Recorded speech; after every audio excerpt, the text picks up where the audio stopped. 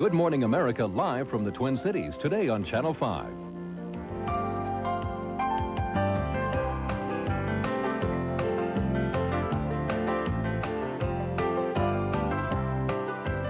A tale of the Twin Cities on the banks of the Mississippi River. One city raucous, the other reserved, they say. We're going to be finding out this morning which is which. Good morning, everyone. I'm Charles Gibson. And I'm Joan London. And it is Wednesday, May 15th. We have a lovely audience here this morning in Minnesota. Welcome to the Twin Cities, Minneapolis and St. Paul. And this is, of course, the third stop in our Great Heart of America bus tour. Monday, we were in Chicago. Then we were on to Milwaukee yesterday. And today, Minneapolis. We're going to be on to Omaha tomorrow. And on Friday, we'll be in Kansas City. But we are nestled along the shoreline of a beautiful setting this morning. We are on Lake Calhoun. Joggers are jogging by. It's absolutely beautiful out here. And meanwhile, Spencer Christian is in St. Paul. Hi, Spencer. Hello, Joan. Hello, Charlie. I'm right across the Mississippi River from you guys here in St. Paul, keeping an eye on weather conditions here in the upper Midwest, where there could be some rather severe storms later today, and I'll have details later. Charlie? Well, there may be severe weather around, but it's very nice here. Minneapolis, St. Paul are the Twin Cities, as we said. They are certainly not identical twins. No. And there is some rivalry between the cities that we'll be talking about. But one thing on which everybody is united, you have to have one of these hats these days. Minnesota North Stars, one of the great stories in sport. The Cinderella team, they have come out of nowhere. They're in the finals now for the Stanley Cup. And this town has gone North Star crazy. We'll be talking about sports and the North Stars in this area. Also going to be talking about the geography of the Midwest. Our geography editor, Harm DeBlay, here to tell us how the cities have developed, why they developed, where they are. Yeah, and they are different. They say that St. Paul has a more of a blue-collar informality and that Minneapolis is, more big city, more business-like. Yeah, we'll be talking about that, the rivalry between the cities. But first we go to the news. Mike Schneider standing by with that. Mike, good morning. Good morning, Charlie and Joe. Good morning, everyone. We begin with the Mideast. President Bush thought he saw what he called signs of new thinking in the Middle East. That's why he sent the Secretary of State, James Baker, back there to try once again to bring the Arabs and the Israelis to the peace table. But it now appears that the president may have been misreading those signals. Earlier this morning, we asked ABC's John McWethy about Mr. Baker's progress as he wrapped up his diplomatic rounds in Israel.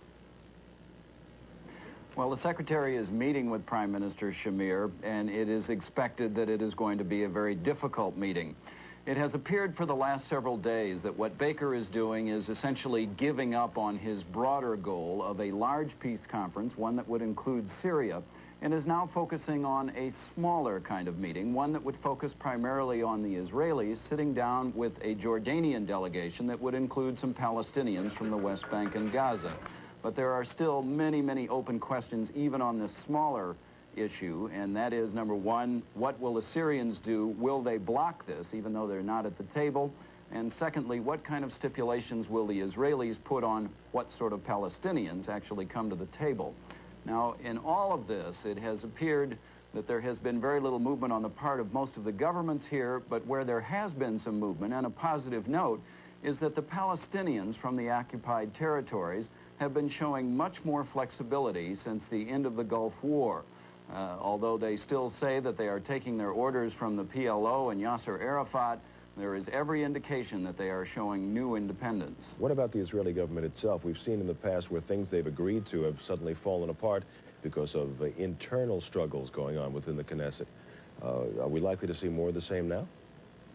Well, this is very definitely an active and lively democracy in Israel, and without a doubt, no matter what Prime Minister Shamir does, there is going to be all sorts of political turmoil in this country as a result of it. If he goes toward a peace conference, there will be turmoil. If he doesn't, there will be turmoil. So that's almost a given, no matter which way he decides to go. I do not feel that U.S. officials are very optimistic at this point that Shamir is willing to take the kind of dramatic steps that they feel are necessary for a peace conference to really be convened. ABC's John McWethy reporting for us this morning from Jerusalem. In the Persian Gulf, there is reason to hope now that U.S. troops will be leaving northern Iraq soon. The administration says Iraq and the UN have now worked out a tentative deal that would allow a UN force to provide security for the Kurdish refugees. Details still have to be worked out. Meantime, the Iraqi government is also loosening some travel restrictions now on its own people. Iraqis can get exit visas for the first time since the Iraqi invasion of Kuwait. Now Bangladesh, the international relief efforts now get underway. A big boost today from the United States. Thousands of U.S. troops and more than 24 helicopters are arriving in Chittagong, That was the town that was hardest hit by last month's cyclone. They'll be helping distribute the supplies that have been sent from all around the world. Back in this country, the Food and Drug Administration continues its crusade against what it calls misleading labels. The FDA has ordered the makers of Mazola and Crisco corn oils and the Heartbeat canola oil to remove their claims of no cholesterol from their bottles. FDA officials say the claims simply are not accurate, but they imply the products contain no fat, which simply is not true. The companies say they will work with the FDA to try to make those changes. Police in Palm Beach, Florida released more than 1,000 pages of testimony on the William Kennedy Smith rape case. It includes a statement by Patrick Barry, who was staying at the Kennedy compound over the Easter weekend. He told police that he saw two people lying together near the pool that night, but he says he heard no cries or screams for help. A neighbor is telling a different story. She says she heard terrible arguing and a woman's voice that sounded hurt, but she did not call police. In New York City yesterday, firefighters came to the rescue of two workers trapped in the 12th floor of a burning building, and they had to reach them the hard way. The firemen were lowered by rope from the roof until they were close enough to grab onto the victims. They had to hold them to hold tight until they could be pulled to a window below. Just another day at the office for some, but for the firefighters, they're now being called heroes. Word from Capitol Hill now that Robert Gates will be confirmed as the new head of the CIA. There has been, of course, talk about the questions about Gates' connection to the Iran-Contra arms deal. It might work against him as it did when he was first nominated for the job back in 1987. But Democratic and Republican leaders are saying there's no evidence at this point that Gates actually took part in that deal, and they're saying that he probably will win Senate approval. Also out of Washington, the Queen. She got the royal treatment at the White House last night. ABC's Kyle Gibson was there. There were famous former cabinet members and newly famous generals. There were famous actors, but Queen Elizabeth was the star. In his toast, the president paid tribute to Her Majesty's love of exercise, a passion he understands. Rain or shine, your long walks have left even the Secret Service agents panting away, and I'm glad that my fibrillating heart was not taxed by a competitive walk-off today. He also cited an historic bond made even stronger by the Gulf crisis. All Americans involved in the crisis will remember as long as they live the resolve of Prime Minister Margaret Thatcher and Prime Minister John Major, the gritty resolution, ma'am, of your Majesty's services, and through it all, the steadfast support of the British people. The Queen told the president the free world owed him its thanks. You have led, not with bombast and rhetoric, but with steadiness and quiet courage. What Thoreau described as 3 o'clock in the morning courage. And you made the decisions that had to be made. It was for those qualities that earlier in the day the Queen bestowed upon the president the Winston Churchill Award. And when she laid a wreath on the tomb of the unknown soldier, the heat finally gave way to rain. The Queen didn't even flinch. Kyle Gibson, ABC News, the White House. Well, forget about fancy state dinners for the Queen tonight. There'll be a bit of a common touch. Hot dogs are on the menu. Forget about lobsters. The Queen will take in her first ever baseball game. She's going to the stadium with the president. She will see the Baltimore Orioles host the Oakland A's. We'll head back to Charlie now in Minnesota. Charlie, I know where your heart lies. Do you think the Queen will be a O's fan by the time she leaves town? Well, I hope she will, Mike. The O's certainly haven't been the kings of baseball this year, but hopefully they'll do better for her tonight. As we mentioned, now 8 minutes after the hour, we are here in Minneapolis. Spencer is over in St. Paul. He's on a bluff overlooking the city, which is perhaps appropriate because, Spencer, some think your weather forecasts are bluffs every morning. Ooh, I certainly wouldn't give you a snow job, Charlie, that's for sure, but I don't know what precipitated this.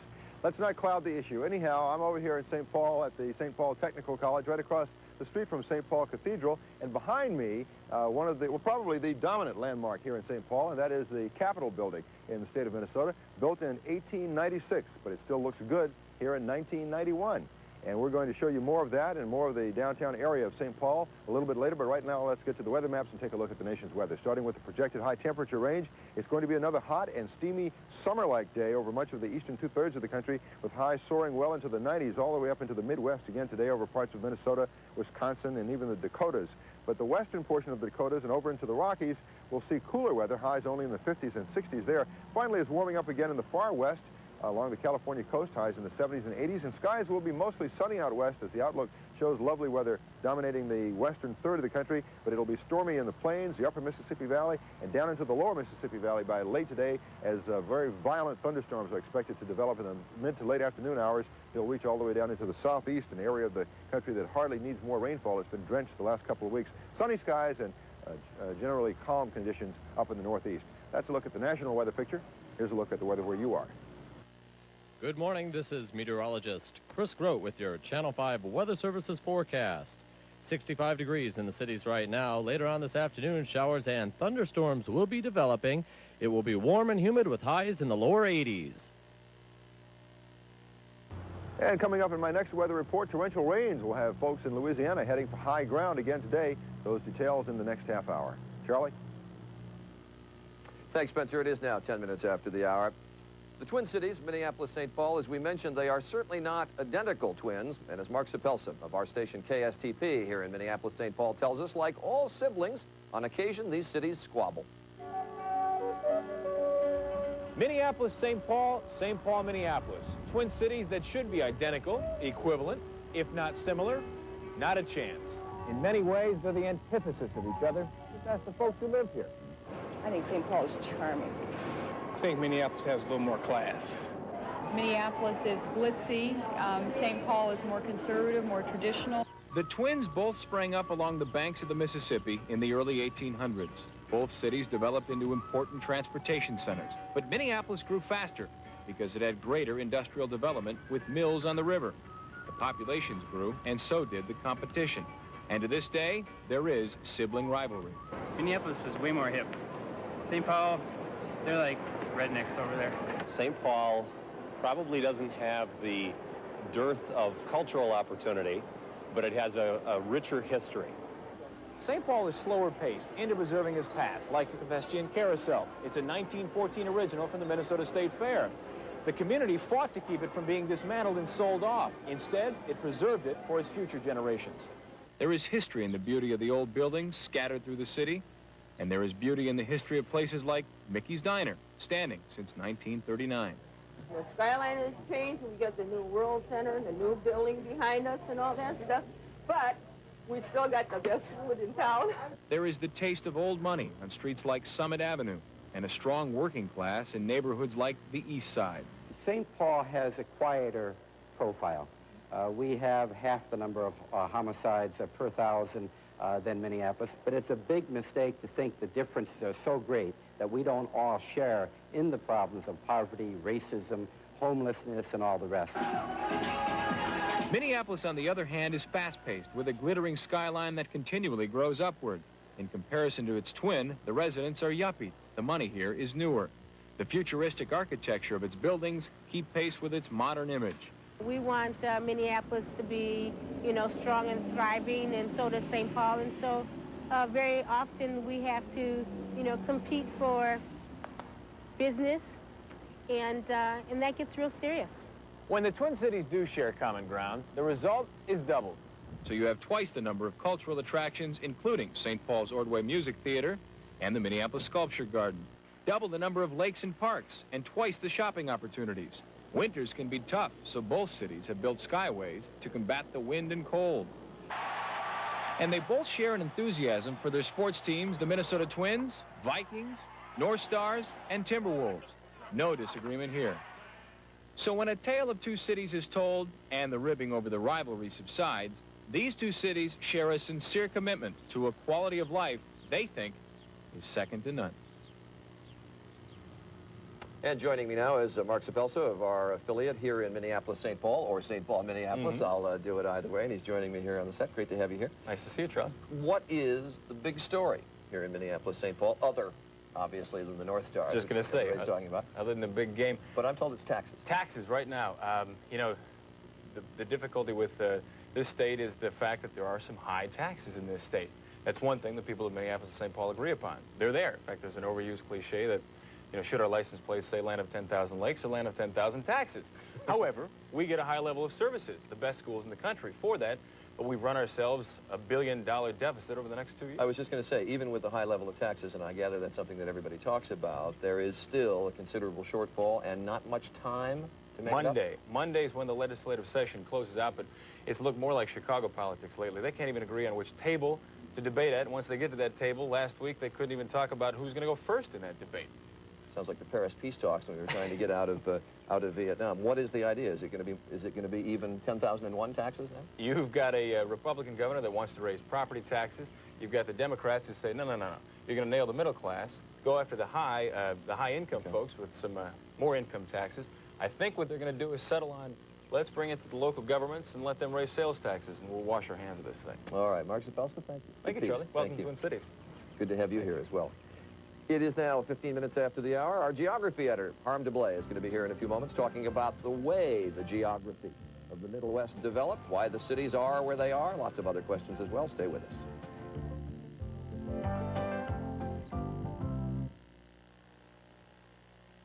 What kind of things do your parents tell you? Take out the garbage. 2 wrongs don't make a right. Mow the lawn, do the dishes. Be home by 10:30. Clean up my room. Clean my room. Clean my room. What do your parents tell you about sex? Well.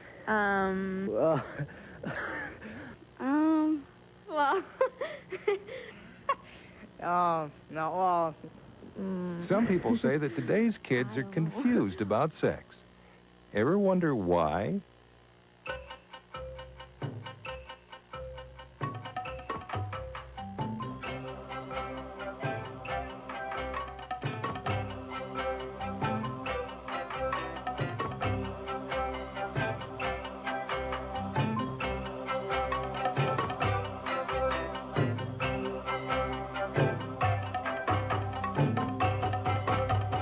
Alaska, if you've got what it takes, you can make it to the top. It is one thing to accelerate from a standing start, quite another at high speed.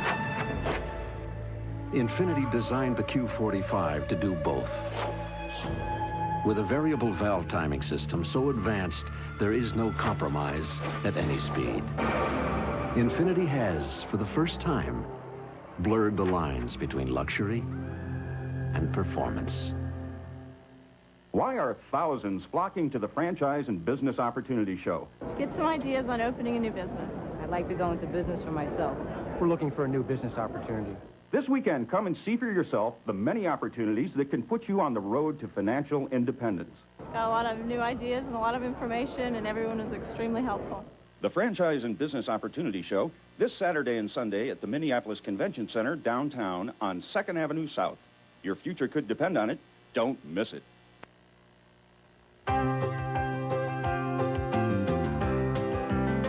Sports in the Twin Cities, where they're absolutely crazy now about the North Stars in our next half hour. Looking back at the ground that we've covered so far this week as we travel from one city on to the next, we wondered why some of the great cities like Chicago evolved such as they did, and then why other towns, maybe like Kenosha, stay smaller. So we asked our editor of geography, Harm DeBlay, to come here this morning and draw us a few maps and explain why the Midwest developed as it did. And it's interesting. Is there an easy answer to this size question, why some cities developed into these big metropolis? Well, there's no easy answer, Joan, but it is a question of geography and location. Chicago, for example, the prime city in the Midwest, grew because it was located in an ideal position for expansion. I mean, it's at the southern end of Lake Michigan, at the end of the Great Lakes system of transportation. You can't get into the Midwest without coming around the southern end of the lake, so railroads and railroads converged on Chicago. Then it became an airline hub, and Chicago began to influence an ever larger area, and so that area converged on it, and the two of them together grew into this enormous complex that now exists. Yeah, and more then becomes so-called Chicago. You actually have a phrase, hinterland. That's a geographer's term, That's right? It means, it's a German word, it means land behind the city. Okay. And a city can't grow without a hinterland. Chicago has a larger hinterland than Minneapolis, but Minneapolis has a much larger hinterland than Duluth. So you have this gradation of hinterlands, and of course when you look at Minneapolis-St. Paul, you don't just look at this town, this city, you look at an enormous area that feeds it and it services. Well, what kinds of things do you take into account when you're trying to decide where the hinterland stops of one city? You're not going to have a bump of in the road when you go from one hinterland to the other. One interesting way of doing this is to see newspapers. You remember you're in Chicago and Milwaukee. You take those two cities, they both have newspapers and advertising. They try to reach surrounding areas. Well, now, where do people stop reading well, they're not going to read it in the lake, but where are you going to stop reading the Chicago Sun-Times and the Tribune? Where are they going to start reading the Milwaukee Journal? Yeah. There's an area over here where the two are competing. That is where the hinterland of one transits to the hinterland of another. Now you can do the same thing with telephone calls or television watching. So you use all these different forms to try to map it out. Exactly. Yeah. All right, then we've got this other phenomenon, which is today we're in the Twin Cities. Right. Now we have two other stops along the way. Kansas City also has Council Bluffs, and Kansas City, Missouri has Omaha has Council Bluffs. Why do we keep seeing these two cities grow right next to each other? And there's always rivalry between the two. Yeah, in that case, it's physical geography. Notice it's no coincidence. All 5 of our cities lie on water. Now, cities that lie on lakes tend, unless a river reaches the lake, not to develop twins. But when you have river cities, almost inevitably, you have a city on one side and a city on the other side, and one tends to dominate the other. Look, people think of Minneapolis when, in fact, this is Minneapolis-St. Paul and a lot of other urban areas.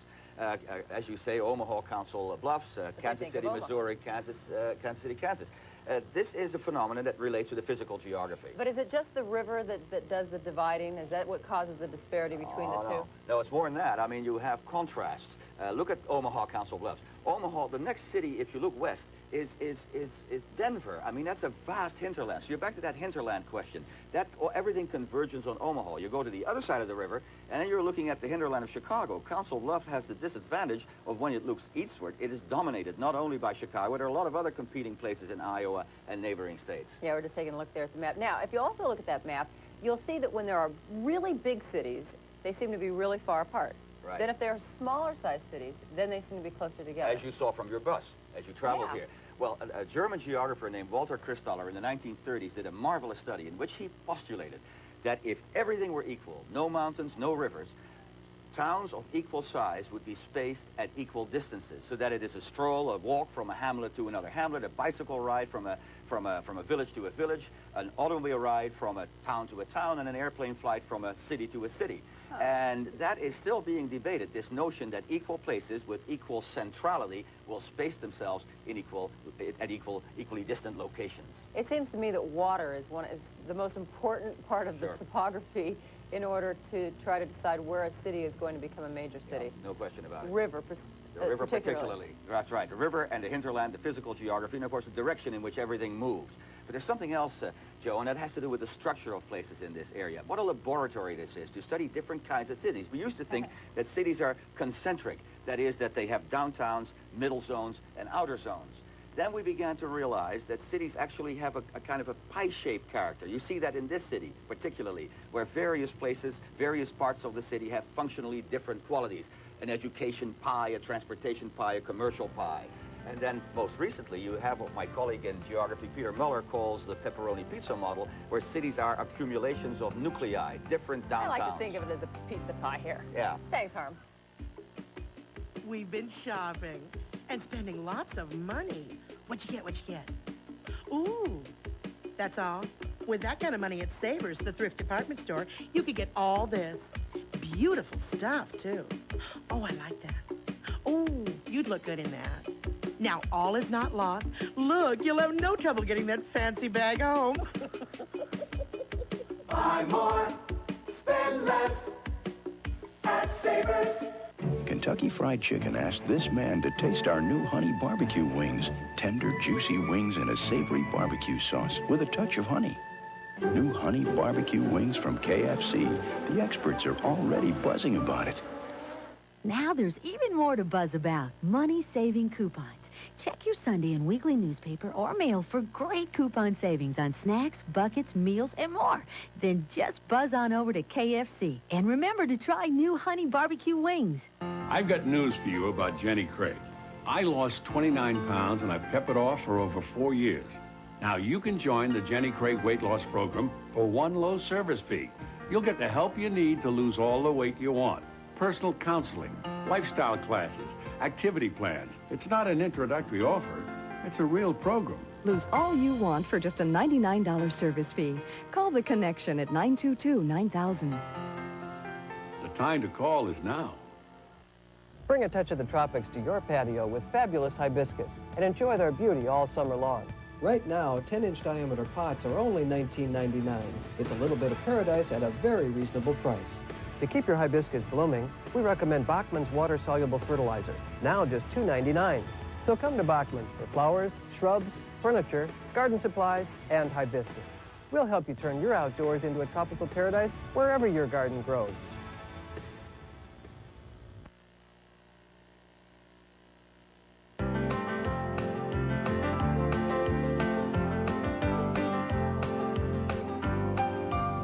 We are continuing now with Harm to Blake. Charlie's joined me. We were just talking about this lake behind us. This is called the City of Lakes because I think there are, what, 22 lakes within the city limits? Yes. These are glacier lakes. They're glacial lakes. They're formed when the glaciers came here. There were large chunks of ice, and the ice melted later and left huge holes, and as a result, there's water in them now. It's a process that went on 15, 20,000 years ago, and we're still seeing the consequences of it today. Harm, how did this area develop? What was here, say, 1,000 years ago? Well, if you take, 1,000 years ago, of course, there were forests. In terms of vegetation, there were forests, and lumbering was a major industry here. These rivers were clogged with logs when early exploration and early exploitation took place. Obviously, that was cut over, and then it was a grain center, and flour milling was one of the main activities here in Minneapolis, and of course, later on it became a much different and much more diversified, industrially much more diversified center. But if you look at it 1,000 years ago, in the aftermath of the glaciation, this was an area that was warming as the climatic belts moved north in pursuit of the retreating glaciers, and you had a variety of forest. Let me come back to something you were talking about at the end of the segment with Joan, because you were talking about the different kinds of city development. Yes. And you talked about what I traditionally think of as a city with a core that is, you know, the skyscrapers and your basic hub. And then, as you said, there's a mid-zone where there's lighter industry outside, and then the people living on the outside of what that big pie is. And then you talked about the pepperoni pizza, which is, I guess, different city centers all around with smaller areas outside them feeding into that city. Give me an example of what you mean by the big center group and then the little different, the pepperoni. Right, the pepperoni pizza. Well, Chicago still has many of those elements of concentricity. I mean, I flew in yesterday looking at it, and there's no doubt that you could sit in the airplane, take a map, and still draw those lines. The old system on the basis of which Chicago first developed is still visible there. But Chicago is an old city. If you look at younger cities that have developed more recently in the American urban scene, different forces are obviously at work, changing the pattern. Los Angeles, which has become basically an agglomeration of cities. Many city centers, right. Even here in Minneapolis, you see the process at work. The Mall of the Americas is being built. Other malls, they're becoming new downtowns, and they're competing with the old downtowns. So you have very different developments, I would suspect. Right. For instance, when you have that critical city center like Chicago, then you have roadways all feeding in like spokes on a wheel. Right. Whereas if you have the different nuclei, then I guess you have a very diverse roadway pattern. Look at our changing commuter patterns. If you ask people where are they commuting these days, a lesser and lesser number are going to tell you, I'm commuting on those spokes downtown. Many of them are commuting on the Beltway from one of the nuclei to another. So that circular commuting is becoming an increasing phenomenon in American cities, whereas spoke commuting is becoming a lesser one, which is something that we ought to remember when we build mass transit systems.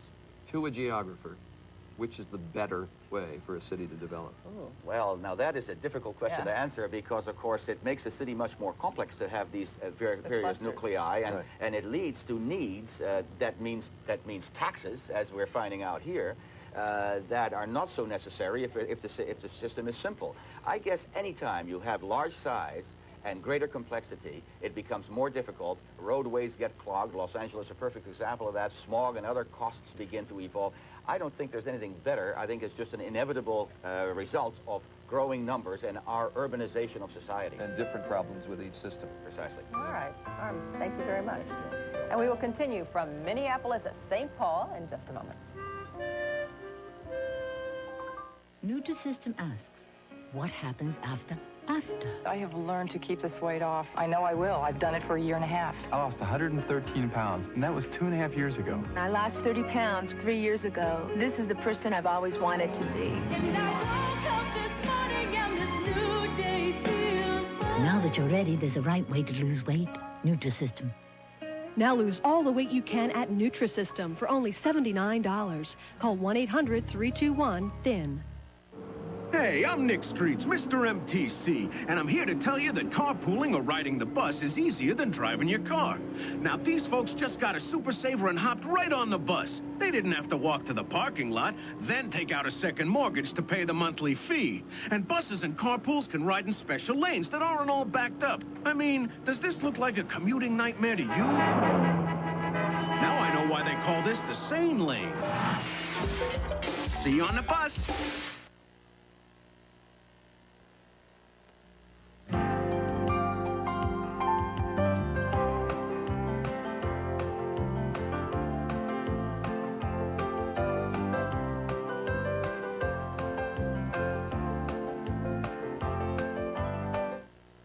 Hi, I'm Richard Dean Anderson, and I was born and raised in Minneapolis, Minnesota, proudly, I might say. Sorry about the beard, but eventually everyone from Minnesota looks just like this. Most of my fond memories of Minnesota are based in athletics and pro sports. We had the Twins, the Vikings, we had the Minnesota Gophers, and of course this year we've got the Minnesota North Stars. We're trying to win a Stanley Cup as we speak. Good luck, guys. And good morning, America. And good morning, everyone. I'm Jen London. And I'm Charles Gibson. It's Wednesday, May 15th, and Richard Dean Anderson talking about what everybody else is talking about here, the sports in the city of Minneapolis-St. Paul. That's right. We are in Minnesota today, and Richard Dean Anderson, being a Minnesota boy, he's a big hockey player, big fan, too. And the North Stars are such an incredible story. They just came out of nowhere, and they're just burning up the world of hockey. Everybody's got to have Cinderella story. Not actually, as he mentioned, the only game in town. These are so cool. I got one, too. Yeah. Isn't that, look at the back, though. Put our names on it. Is that cool or what? Nice thing to have. But we're going to be talking about the sports world here in this area, and particularly the story of the Minnesota North Stars, because it is a great story. They really are the Cinderella story of sport. Also, Dr. Tim Johnson is going to be with us in this half hour. A tour of a great medical institution, one of the great institutions in this country, just about 100 miles from here in Rochester, Minnesota. I'm talking about the Mayo Clinic. Dr. Tim Johnson will give you a tour, and then a little feature of this week. As we've mentioned often, we are on a bus tour throughout the Middle West. It was about 10 hours on the bus yesterday between Milwaukee and Minneapolis-St. Paul, and we're going to show you a few of the home movies that we took as we went along the way. Definitely home movies. Some folks very nice, coming out on overpasses, standing there during the morning. And waiting for us to come by, draping out, you know, hello, good morning, America signs. It was terrific. Nice. Right now, we go to Mike Schneider standing by with the news of the morning. Mike? Thank you, Charlie. Good morning again, everyone. The Secretary of State, James Baker, is wrapping up his latest and still apparently futile attempt to get the Mideast peace talks underway. Baker is in Jerusalem this morning talking with Israeli leaders, but they are not expected to go along with serious demands that the United Nations play a major role in Mideast talks and that participants could meet more than once.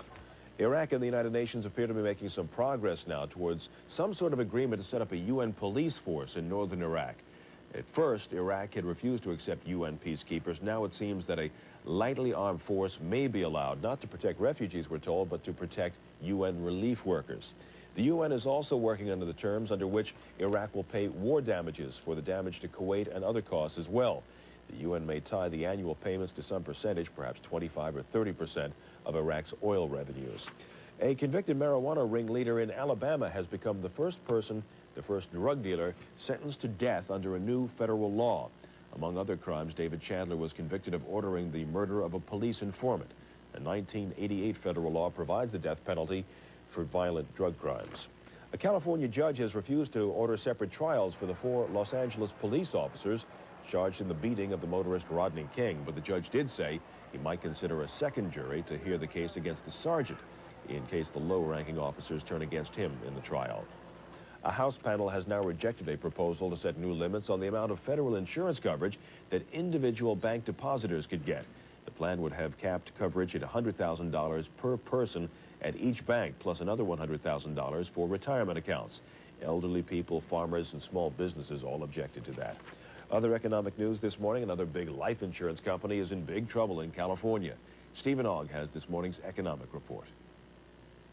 Good morning. For the second time in about a month, the state of California is taking control of a big life insurance company. Last month, it was Executive Life. This time, it's First Capital Life. Insurance Commissioner John Garamendi says he's protecting policyholders from uncertainty if First Capital goes into bankruptcy. First Capital's in trouble because about 40% of its investments consist of junk bonds. Retail sales fell just 0.1% last month. the same time, the government revised retail sales figures for March to show a gain instead of a loss. This while consumer prices rose a modest 0.2% last month. What does all this tell us about the economy? I think that we're in that transition phase in which we have some mixed signals, but basically we seem to be stopping the decline and beginning the expansion. On Wall Street, markets reopened today following a down day yesterday. The Dow lost about 37.5 points. Finally, you may not have known this, but for the past 19 years, those famous Louisville Slugger baseball bats have not been made in Louisville. They come from just across the Ohio River in Jeffersonville, Indiana. Now, with sales of wooden bats down, the factory's too big. Louisville Slugger management wants to move to a smaller place back in Louisville. Then the bats would be made at their home base and leave the folks in Jeffersonville in a mood to balk. That's the economy this morning. We're going on strike against fun, Stephen. That's the news. Back to St. Paul right now, where Spencer Christian assures me that Charlie and Joan are getting free shirts. I'm going to get a cap out of all this sometime. Right, Spence? I'll bring you one, Mike. I've got 2 in my bag. I'll bring you one. Well, most mornings I have the boss on my back. This morning I got a cathedral on my shoulder. This is St. Paul Cathedral. It is certainly one of the most treasured landmarks here in St. Paul. It's modeled after St. Peter's in Rome. And at the time of its completion, around the turn of the century, it was considered too big, too expensive, and too ornate for St. Paul. But now, of course, it is one of the major landmarks in the city. We'll take more looks around this area a little bit later. Right now, let's look at the weather maps. It's going to be a stormy day in the nation's midsection. By late to mid-afternoon, violent thunderstorms will have developed in a path right down the central and northern plains. And in the lower Mississippi Valley, these storms will feature heavy downpours of rain and the possibility of some tornadoes. Meanwhile, the far west looks pretty good, mostly sunny skies, and the northeast looks pretty good as well. High temperatures today on the summer-like side in the eastern two-thirds of the country, especially in the plains where the heat wave has had its grips on the nation, that part of the nation, for about 3 days now. Up over the northern and central Rockies, much cooler highs in the 50s and 60s. That's a look at the national weather picture, and here's a look at the weather where you are. Good morning, this is meteorologist Chris Grote with your Channel 5 Weather Services forecast. 65 degrees in the cities right now. Later on this afternoon, showers and thunderstorms will be developing. It will be warm and humid with highs in the lower 80s.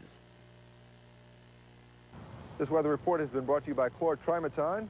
And coming up in just a moment, the Mayo Clinic and why it's so important with Dr. Tim Johnson as Good Morning America continues.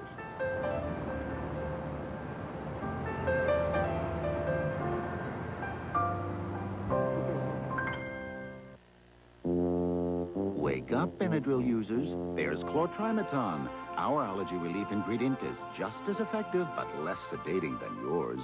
Wake up, Benadryl users. Your product's main ingredient is used in sleeping aids like Nitol, not chlortrimeton. Pharmacists recommend us most for allergy relief, but Benadryl's recommended as a sleeping aid. So wake up, Benadryl users. Try chlortrimeton, the allergy relief you want, less of the drowsiness you don't. Always there when you need him. Take comfort in his name. People everywhere you go, take comfort in the man from Train. Take comfort in the Train XB 1500, the world's most energy-efficient air conditioner. And it's got a 10-year warranty on its compressor and coil. Take comfort in his service. Take comfort in his name. He's got the brand worth knowing. Take comfort in the man from Train.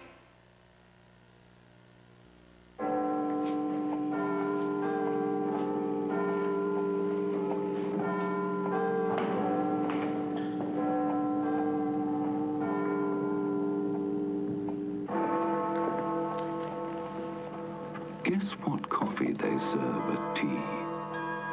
100% Colombian coffee, hand-picked by Juan Valdez, the richest coffee in the world. It is now 38 minutes after 7, and we seem to be in the flight path of the Minneapolis-St. Paul Airport. You know, for decades in the United States, one medical institution has set the standard for patient care, and that institution is right here in the state of Minnesota. This morning, our Dr. Tim Johnson takes you on a tour of a world-renowned institution that has earned its reputation. When I was a boy growing up in northern Illinois, Rockford, Illinois to be exact, the Mayo Clinic was a kind of medical shrine, a place of last resort. If your doctor couldn't figure out what was wrong with you, your neighbor would simply say, you should go to Mayo. Well, today, there are many medical centers that are as up-to-date as the Mayo Clinic, but this building in Rochester, Minnesota is still the ultimate for medical pilgrims from all over the world. The beginnings of this world-famous clinic trace back to the end of the last century when the Mayo brothers, Charlie and Will, joined their pioneering father in medical practice in Rochester. By the time their father died in 1911, the brothers had established a group practice that attracted thousands of patients a year. In 1923, they took the step that would set the tone for the Mayo Clinic of today. They put all the physicians on salary, meaning that doctors were not paid according to what they did or ordered, but only according to their overall ability to take care of patients in the Mayo tradition. At the heart of today's Mayo Medical Center is this 18-story clinic building where 4,000 outpatients are seen every day. While patients come from over 150 foreign countries, nearly 80% are from Illinois, Iowa, Wisconsin, or Minnesota. Many are like Philip Frazier, a 55-year-old marriage counselor from Minneapolis, who is coming for a second opinion after seeing other doctors, in his case for a persistent cough. It got worse, and it got worse, and it got worse to the point that literally if I talked like I'm talking now, I'd be coughing constantly. Doctors in Minneapolis have started treatment, but Philip has come to the Mayo Clinic for a more precise diagnosis. Even though he comes with a specific complaint, Philip will get a complete physical from Dr. Roger Nelson, who typically takes an hour and a half for his initial exam. I'd really like the opportunity to spend time with patients. I think the patients have appreciated that too, and we're afforded time here with patients. After the initial examination, Philip is exposed to another part of the Mayo concept, a dedication to organization and efficiency, visually symbolized by this record transportation system that can supply a patient's record to distant parts of the building within minutes. The efficiency at Mayo was quickly evident to Philip. Everything is simple. You walk up to the desk, you know exactly where you're going, you know where you're going from there. The communication process is very clear. And each place where Philip goes, there are repeated reminders that this is the Mayo Clinic. For his electrocardiogram, they will use 14 leads, not the usual 12 leads. And for his blood work, they take 6 samples. And after the needle is removed, Philip notices another difference versus the usual quick Band-Aid. Oh, now that's class. At the end of the day, Dr. Nelson goes over the results of Philip's tests slowly and carefully. Everything appears normal. The next day, Dr. Nelson calls in lung specialist Dr. Edward Rosenau to go over Philip's case. Were you short of breath? No, never been short of breath. With any of this? No. There are nearly 1,000 physicians practicing in over 100 specialties at Mayo. Doctors here say despite the size, this army of salaried, highly trained physicians works closely together in a team effort that puts the patient first. So if I'm talking to you as a patient, whether I advise you to have operation or not doesn't put any money in my pocket. The decision is purely an objective one. What's best for the patient? And when I asked this group of doctors to pick something they would most like to change at the clinic, their response was very telling. Collectively, you can't think of anything, small or large, that you would like to change.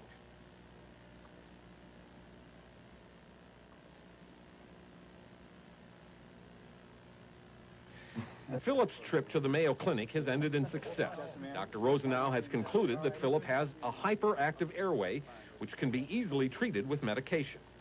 Philip not only has a diagnosis, but also a new respect for the Mayo Clinic.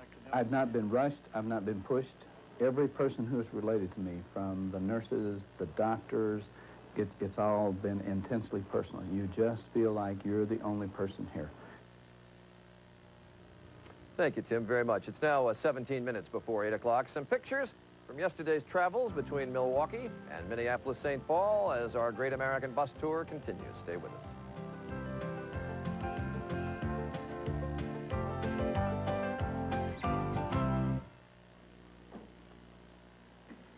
You know, milk's great for a lot of things, but when it comes to my coffee, this is great. Coffee Mate. Makes my coffee rich, smooth, and creamy. The way I like it. So milk for some things, but Coffee Mate for my coffee. It works out beautifully. Coffee Mate from Carnation. What you put in coffee, even when there's milk around. I always dream in color, but I wasn't asleep. I was dancing with the dancers to nature's timeless rhythms, soaking in the sun, building castles in the air. From the edge of the ocean, I followed my instincts to a town lost in time, a paradise under the sea, a place where the endings are always happy. From coast to coast to coast, Florida. An allergy attack can start small. Itchy eyes, stuffy nose. But before you know it, your allergy is full grown. That's when you need Dimetap, the allergy medicine. If it was any stronger, you'd need a prescription. Maximum strength Dimetap Extend tabs work for 12 full hours. It's the way to relieve the congestion and sneezing of a full-grown allergy attack. Dimetap, relief for the full-grown allergy attack. Go wild, go crazy, go Disney. Go on, go on. Go for the Jungle Book, now on video cassette. Take me home, Daddy. Buy it today and get $5 back with our Nabisco rebate offer. The Jungle Book, you can't bear to be without it. Heavy bar, light bar, Klondike Light. Just 110 calories, and there's no sugar added. So now I can lift this bar more often. Klondike, taste you can sink your teeth into. It is now 15 minutes before the hour. As we took our bus tour yesterday from Milwaukee up to here, Minneapolis, St. Paul, we saw many of the things we expected to see, some beautiful farmland, and of course we were traveling right along the Mississippi River, which was very pretty. But Charlie Spencer and I also saw some of the unexpected beaver dams, llama farms, and lots and lots and lots and lots of very friendly people. Hi, Ronnie Spencer. Right up. I don't know if I clicked. I have been sent to get you. We certainly had a nice crowd in Milwaukee. But we had to move on, so we headed for the Twin Cities. And the people along the way, they were great. That's great. Some of them even came out and waited for us to pass by, waving all the way. Even when the show's over, Joan finds some way to broadcast. Hi, Design Lines. How you doing? Pretty good. This is Joan Lennon. Good morning, America. How you doing today? Looking real good. I'll deliver it like 50 cabinet. I figured I'd let Joan handle the CB, and Captain Nighty Night came calling at my door. Yeah, he knocked on mine, too. All right, so I finally gave in, too. But along with everybody else on the bus. But the crowds in La Crosse certainly woke us up. I think the whole city was there. How about that? It looked like election day. Wave to that camera right there. You didn't do too badly yourself. It looked like election day when we headed inside the Pancake House in La Crosse. Well, were you two guys running against each other or something? Thank you. Welcome to La Crosse. Then we all sat down at the same table where the town's leading citizens have been meeting for the past 27 years. So when you guys all get around together at lunch or whatever, what are the issues you talk about? What do you usually or big issue around here several months ago was a baseball stadium, and there was a referendum question on it, and some of these fellows were involved in the baseball stadium question, so that was a big issue around here. They were all boosters of Dan Quayle. He's popular at this table? He's a comer. Well, he's our political expert. Actually, he's the political. Well, I was going to say, is there more politics at this table or more sports in the long run? I'd say about 50-50. Our politician is down the other end. Was that place mobbed or what? Good thing we got in, too, because Joan actually wound up meeting a long-lost relative. This is my oldest son. Okay. So you two are cousins. You're second cousin. You're second cousin. Isn't that great? I find relatives as I travel around the country, and this morning I met Shirley Hampton, who is, how is she related to you? My husband's cousin. All right, and you have pictures. And your mother's cousin, too. What you got? It seems like Joan has relatives everywhere we go. Okay, back on the bus, sights set on Red Wing, Minnesota. On the way, Spencer found something of a kindred spirit. Looks like you hit a lot of bugs today. Oh, yeah. You know what? The two that are just about to hit said whenever they hit it, don't it? No. We haven't got the guts to do that again. Wild man, bud. An hour later, Red Wing, you know the place where they make all those famous shoes and boots? This is the cutting room. 740 people work here. And each year they convert the hides of 236,000 cattle into, get this, guys, 1,800,000 pairs of boots and shoes.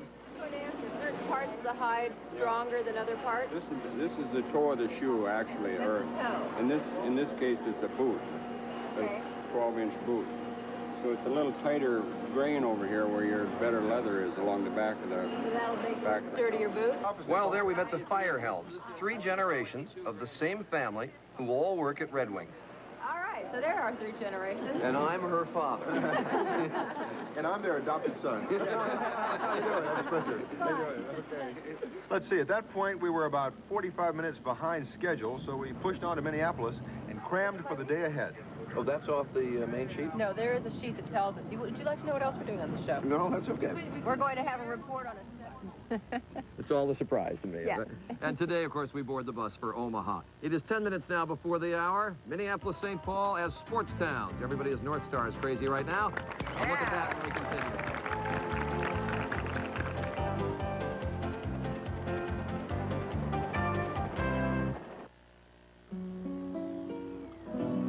Visa and American Express both provide things like emergency card replacement and medical referral in their gold cards. But Visa thinks the best reason to have a gold card is being able to use it when you travel back to Cabo San Lucas. And the hotel where you fell in love doesn't take American Express. And that's what really matters. Visa Gold, accepted worldwide at 5 million more places than American Express. Visa Gold, it's everywhere you want to be.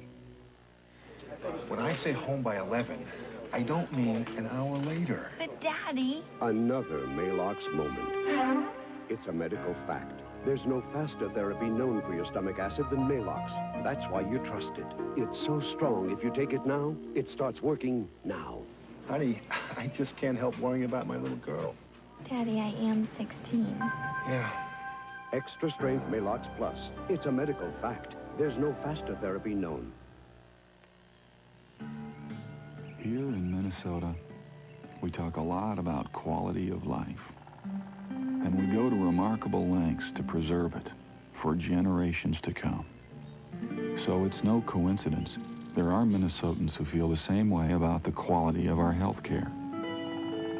Share and PHP have joined to create Medica, the remarkable health plan from Share and PHP. Roger Sackett spent all his time working until he got a leading technology 386SX computer from Best Buy. It has a 100-megabyte hard drive, 2-megabyte memory, VGA color monitor, dual disk drives, Microsoft Windows, and a mouse. Now Roger gets more done in less time, and you can too. Get this 386SX with a 100-megabyte hard drive for just $15.88 at Best Buy. And like Roger, you'll spend more time doing what you want to. Nice shot, Raj. Julia Child's History of American Food in our next hour. It's now 52 minutes past the hour. If you are a hockey fan, you probably know by now that the Minnesota North Stars are in the Stanley Cup Finals against the Pittsburgh Penguins beginning tonight.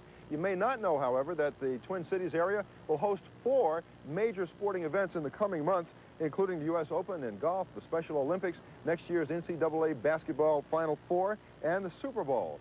So that's a lot of sports stuff going on right here in these 2 cities. And joining us right now is a sports columnist for the Minneapolis Star-Tribune. I keep saying Minnesota Star-Tribune. Minneapolis Star-Tribune, Sid Hartman. Sid, Go ahead. Well, let's talk about these North Stars first. I mean, what a Cinderella story. Last summer or last spring, it looked like we were going to lose the franchise. There was talk about the Guns moving the franchise to San Jose. There was a big battle of the National Hockey League. Finally, they worked out a deal to keep the team here. A guy came in by Norman Green and took the club over, put a lot of bucks in this thing, and at one time they're drawn 4,000 or 5,000 people a game. It looked like, in fact, he went home one night and says, looks like we're not going to make it.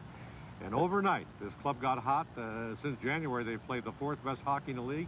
They knocked off the Blackhawks, they knocked off St. Louis, they knocked off the Oilers, and now the big one tonight with the Pittsburgh Penguins. And all this from a team that had the worst record of all the 16 playoff teams in the Stanley Cup playoff. Right. So what are their chances against the Penguins? I think you got a quick good assessment. shot. I think that Penguins probably got more firepower than they got. They're going to have to play great defense. They got to win. They've won every first game in the playoffs so far. They got to win tonight.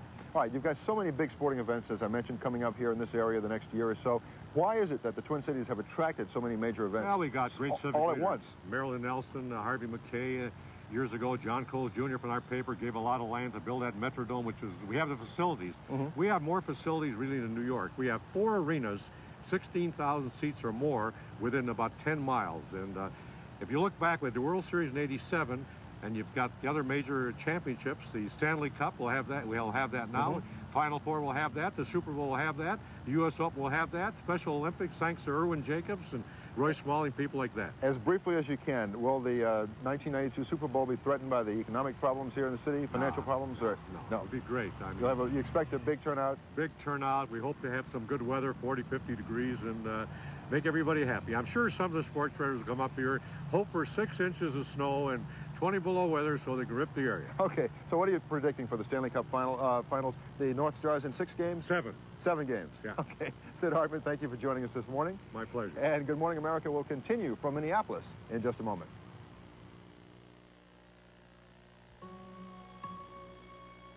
The new baby was up all night. Now you gotta make the morning right. Folgers always come through. It's decaffeinated too. The best part of waking up is Folgers in your cup. Folgers Decaffeinated uses mountain-grown beans because they have more aroma than lower-level beans. And you need great aroma to wake you up. Now you're off to a great start, 'cause Folgers warmed your heart.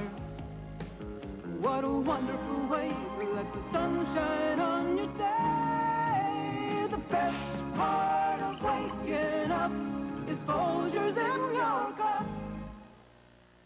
Bicycling's good for the environment. Recycling, John. Yeah, that's good too. Just ask Ace. Recycling's important, but it's no big deal if you know how. Ace has information and products to help you do your part. You know all about cycling, don't you? No recycling.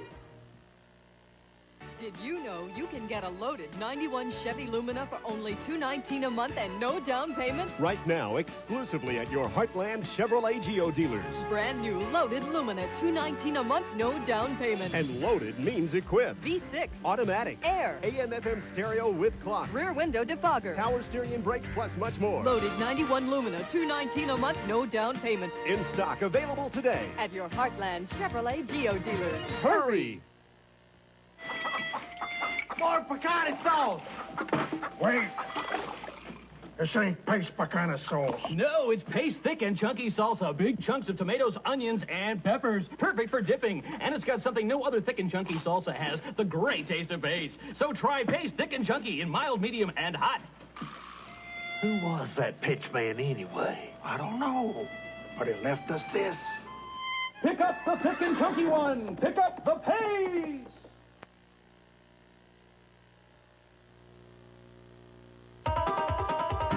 Good Morning America is brought to you by Mountain Grown Folgers Coffee.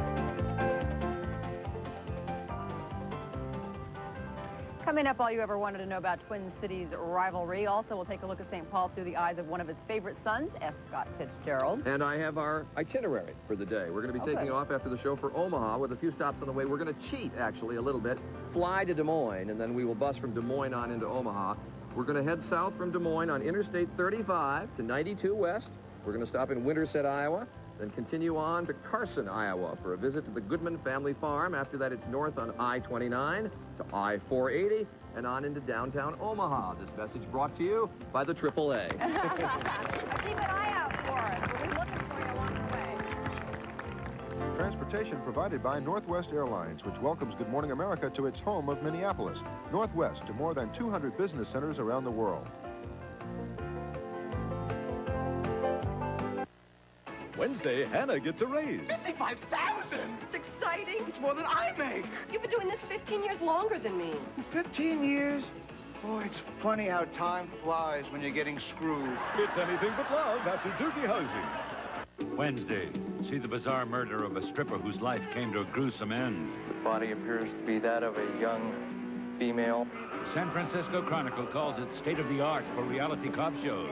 The American Detective, Wednesday at 10/9. Flowers provided by Frank's Nursery and Crafts, where beautiful things begin. Gypsy, Tyne Daly, and the Striptease next to Geraldo.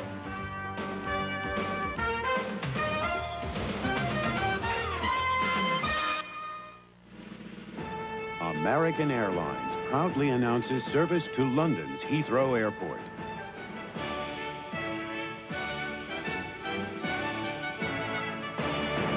And with our expanded service from across the U.S., American will become the #1 American airline to London.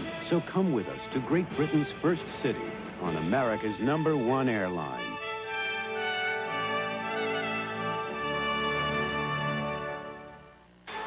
Okay, what's a 3-letter word for Farfignugan? Now you're talking swift response and Euro driving satisfaction. And what's a 5-letter word for Volkswagen? How about value? Speaking of value, now you can save hundreds of dollars in options with this Wolfsburg limited edition Jetta, including alloy wheels, AM/FM cassette, and air conditioning during the Farfignugan Value Fest going on right now. Westside Motors, Burnsville Volkswagen, Countryside Volkswagen, Wilkins Volkswagen.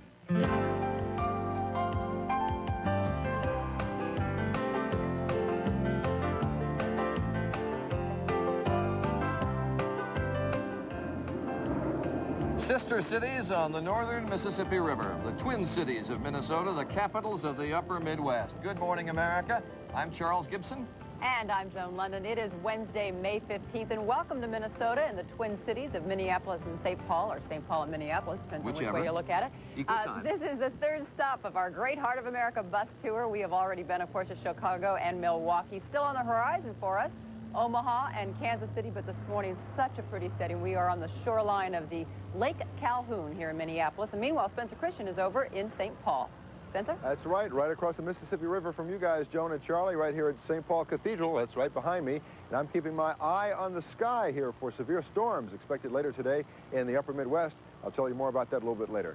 Charlie? Joan? All right, thanks very much, Spencer. A lot has been made of the rivalry between Minneapolis and St. Paul. We've been talking about it this morning. You can't really imagine, however, one city without the other. We will find out whether it is really rivalry or cooperation. We'll talk to a representative of Minneapolis and a representative of St. Paul and let them do battle. Also talk about a couple of local industries. Julia Child is going to give us a guide to local food of the Minneapolis-St. Paul and Minnesota region. And also, did you know that rollerblading, which is a very hot sport now in America, began right here in the Twin Cities area, and we'll give you a demonstration of what you can do on those things that I think will surprise you. Right now we go to Mike Snyder with the news. Mike? Thank you, Charlie. Good morning, everyone. Secretary of State James Baker is knocking on a few last doors in the Mideast this morning. He is in Israel for meetings with Prime Minister Yitzhak Shamir and other Israeli officials. Baker is still trying to collect some RSVPs for a proposed international peace conference in the Mideast. But there is every indication now that when he comes home tomorrow, he will come home empty-handed. Other news now, Iraq and the United Nations are talking again about a UN police force looking out for Kurdish refugees in the safety zone in northern Iraq. Last week, Saddam Hussein said no. Now he is saying maybe. If the idea does work out, U.S. troops would then be able to leave Iraq. And starting today, Iraqi citizens can leave that country for the first time since August. But as the travel ads say, some restrictions do apply. Here's ABC's Mike Von Fremd in Baghdad. It was a bit nasty this morning outside passport offices in Baghdad. This woman was furious after being told that she needs more documents before the Iraqi government will grant her an exit visa. Though the people here are once again allowed to seek permission to leave the country, the Iraqi government is certainly not making it easy.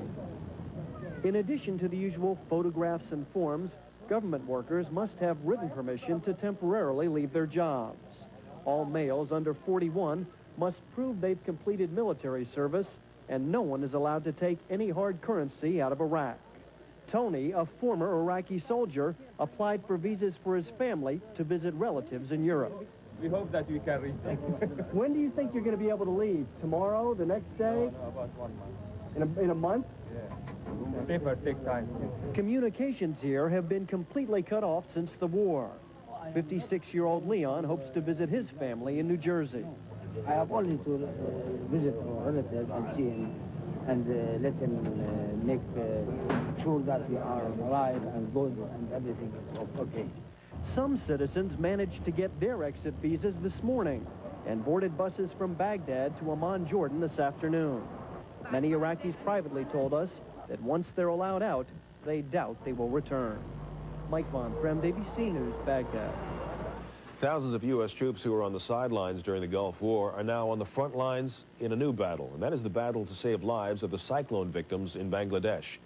U.S. military planes have already arrived there to help get relief supplies to the people who desperately need it.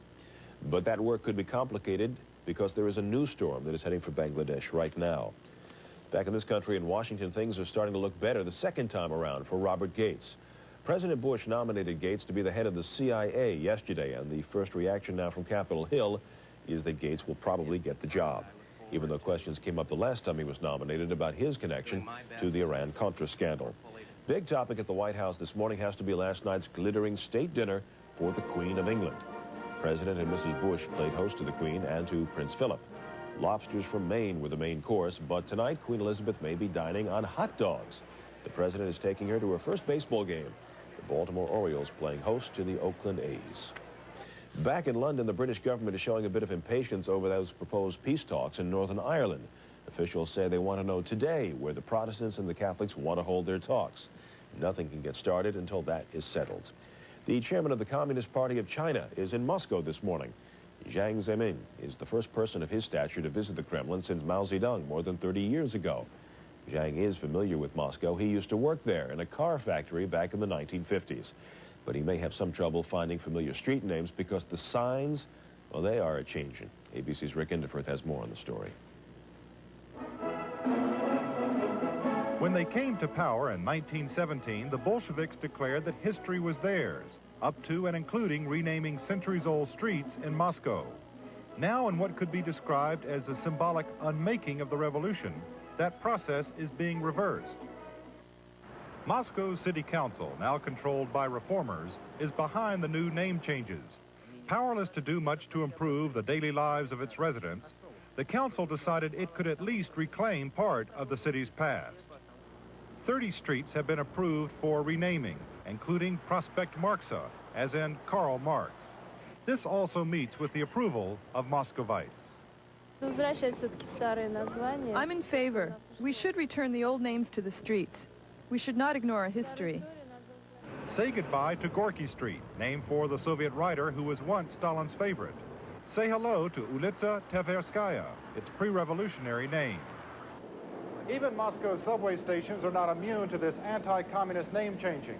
One stop is called Lenina, named after the founder of the Soviet state, Vladimir Lenin. That's about to change. But what about the bus and other monuments placed in the subway stations to honor the leaders and heroes of the communist revolution and state? The once orthodox newspaper Izvestia suggested recently that one day they will be placed in a museum of totalitarianism. After all, said Izvestia, they do represent our historical heritage. Rick Inderfirth, ABC News, Moscow. Some health news for you this morning. The Food and Drug Administration is telling the makers of Mazola, Crisco, and Heartbeat canola cooking oils to change their labels. They will no longer be allowed to say no cholesterol. Now, technically, that claim is true. No vegetable oil does contain cholesterol, but the FDA says the oils are high in saturated fat, which does raise cholesterol levels. And finally, forget all that old talk about talk being cheap, at least in the case of Trump versus Trump. Donald Trump's cut off his alimony payments to his ex-wife, Ivana, and he is now threatening to sue her, all because she went on 20/20 last week and talked to Barbara Walters about their marriage. Donald Trump claims that that violated terms of their divorce agreement. And if his argument does hold up, it could cost Ivana Trump at least $400,000 a year. That is the news. Till now, time to head out to Minneapolis once again. Joan, are you prepared to go for a swim or something? No, I'm not prepared to go for a swim, Mike. However, I just caught a jogger jogging by, and this is the reason. What's your name? My name is Tina Grace. And you told me what? I've run all the way from Middletown, Connecticut to see Spencer. Where are you? And you're in St. Paul? Yeah, he's over in St. Paul, and he's got the weather for us. Well, I want to jog over here quickly, or I'll be happy to jog over there. Okay, just don't he says he'll jog back over here to you. Hey, I'll wait. I'll wait. Okay, well, I guess it's time to concentrate on weather, but that'll be a little difficult now that I've seen Tina. Dave Dahl joining me now. Dave Dahl joining me now, the meteorologist at our affiliate here, KSTP, in Minneapolis, St. Paul. Good to see you again, Dave. Oh, it's great to be here. It's been a while. Yeah, it's been, I think, 4 years. About 4 years ago, we worked together on a very cold day over at Lake Calhoun. Remember that? I think there was still ice on the lake, yeah. And we had quite a wind chill at that time. Yeah, we did. A lot milder today, though. Beautiful morning. I guess, well, I hope it stays this way, but it may not. I guess we better go to the maps and take a look at what's right. going on. On the satellite map across the upper Midwest, you can see some of the very slow-moving frontal system that's been drifting across the high plain states, and that's going to increase the clouds today. We're going to have a few more clouds and the possibility of some heavy storms if we get the atmosphere to heat up a little bit, which we might have a little later on today, we could get some severe weather. Yeah, it looks that way. In fact, those severe storms could feature heavy downpours of rain, which could produce some local flooding. Hailstones, which could be large and damaging, and there's so much instability in the atmosphere. There's certainly the possibility of some tornadoes. We don't want to cause alarm here, but there's a chance of tornadoes developing late in the day with these thunderstorms all over the northern plains and the Mississippi Valley. The larger outlook looks like this. Not bad in the far west, sunny skies, low humidity, and up in the northeast, pretty much the same picture, mostly sunny skies.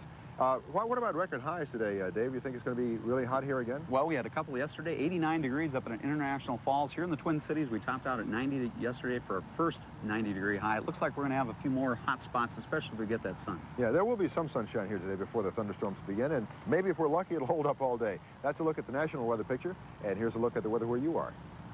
Good morning. This is meteorologist Phil Schwartz with the latest forecast from the Channel 5 Weather Services. Mostly cloudy, warm, and definitely more humid today. There will be some showers and thunderstorms mainly during this afternoon with highs in the low to mid-80s. Right now with cloudy skies, it's 67. So we've gotten you up early to come out for this weather duet. This is not as early as you normally start your day. I wouldn't have missed it. I mean, this is earlier than you normally start your day. A little bit earlier, yeah, but I wouldn't have missed it for anything in the whole world. It's fun to be out here with you. Terrific, Dave. Well, it's great to see you again. Good working with you. Yeah. Little tag team weather with Dave Dahl. That's a look at the weather for this half hour. Coming up in the next half hour, we'll talk about the possibility of some tornadoes in the Central Plains by tonight. Charlie? All right, thanks very much, Spencer. It's 10 minutes after the hour. As is the case with any set of siblings, there is a certain amount of squabbling, and that is certainly true with Minneapolis-St. Paul, the Twin Cities. Talk to folks around here.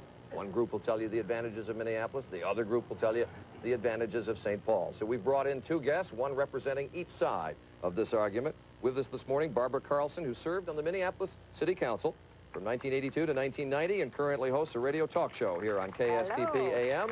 And Hi, the Minneapolis people in the audience applaud her. And then also with us is George Latimer, mayor of St. Paul from 1976 to 1990. George! And now dean of the Hamlin University Law School in St. Paul. And it's a pleasure to have both of you with us. I'm crushed. Good morning. Now, we're on your turf. Absolutely. Look at the skyline. We're physically, well, it's nice in St. Paul, too.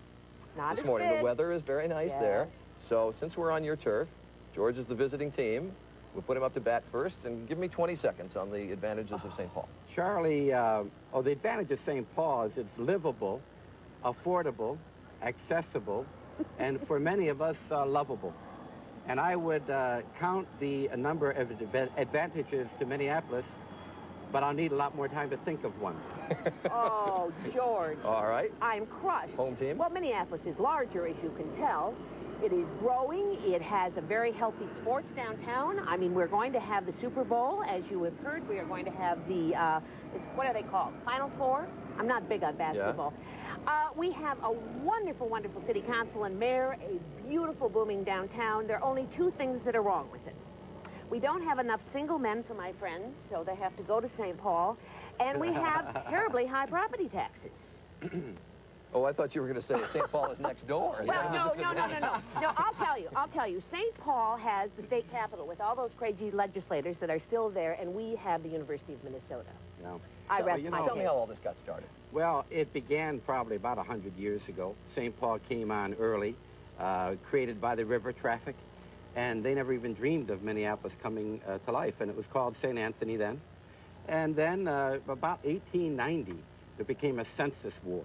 And literally the two local newspapers were charging each city, was charging the other with stacking the census with graveyard tombstones and all the rest. I only thought Democrats did that in Yeah, Chicago. that's right. Well, only when necessary. St. You know, Paul. Is it true that one city used to kidnap the other city's census takers? I don't believe that. If it happened, of course, St. Paul would be kidnapping Minneapolis. We have a lot of Scandinavians in Minneapolis, and they have a lot of Irish in St. Paul, and so I rest my case again. They say, somebody said that what is it, that St. Paul is the last great eastern city, and Minneapolis is the first great western city. That's correct. Do you buy that? Tell me what that means. I have to buy that because we're I said livelier. it. Because what? Because I said it. George, yesterday. So I'm biased. George, but, you know, excuse me. sorry. We are much livelier in Minneapolis. There's much more life, much more excitement, and many more lakes. I mean, I have a hard time with George. You do? George was a mayor. I was simply a lowly council member, so I do defer to him You know, Great truly, thought. Charlie, I know you're going to Omaha from here, are you not? Right. Well, this will warm your path to Omaha. Hubert Humphrey said, truly, that the cities have to get together and pull together because one city without the other would be a cold Omaha. Ooh. Now, I said that once in Cleveland around 5 years ago, and the mayor of Omaha wrote me a telegram. You'll hear from him, I suspect. I really love Omaha. I really do. Charlie, we really do get along. We do work together. We work together on many housing issues. We work together on development. We work together on the health of our constituents in our cities, and it's a wonderful place to live. You started to mention ethnic background. Tell me how the demographics of the cities differ. Well, I think we are more Scandinavian, but we have a lot of, we're really sort of a melting pot, and I think St. Paul is too. We really have lots of Germans, lots of Scandinavians, lots of Irish. We have Poles, Czechs. We really have everyone, absolutely everyone. More Lutherans than almost anything Minneapolis has more Lutherans per square block than is probably entirely healthy for a city. Let me say this. I thought about this, and any generalization is difficult, but the fact that Senator Gene McCarthy grew up, he grew up in Watkins, Minnesota, but he taught at St. Thomas College in St. Paul, and his style, and Hubert Humphrey is quintessentially Western in Minneapolis, his optimism, his ebullience. And to be serious for a moment, if there is a difference between the temper of the cities, it is that in Minneapolis you have a little bit more of the progressive, all things are possible, optimism. St. Paul, we finally come around to a progressive view, but only after being very skeptical whether it really is going to make any lasting difference. You see, George difference. needs to talk about past politicians a lot. We do have some fine politicians that happen to be Republicans that are in office. Governor Carlson, I know that George wanted to be governor at one time of Minnesota. He lost, and then I lost the governor. So, but the state is being well run. Yes, who is now governor of the state of Minnesota. Yes, but the Republicans did just lose a senator's seat. So they did. Yeah, in fact, I do. I'm going to rush from here to go back to my radio show because I have former Senator Boschwitz as a guest this morning. Very quickly, because we got 15 seconds. Everybody, whether they think of Minneapolis or St. Paul, think of cold. It is cold here. Not now. Only in January. You know, I was going to say, from June 4 until practically the 4th of July, we have a regular summer. For that whole month. Yeah. George Latimer, Barbara Carlson, this We're has been delighted. great It's fun. been wonderful having you. Thanks so much. Great treat to be in both cities, really. Thank you. It is now 16 minutes after the hour. A look at F. Scott Fitzgerald, his life in this area, from whence he came. And Good Morning America continues.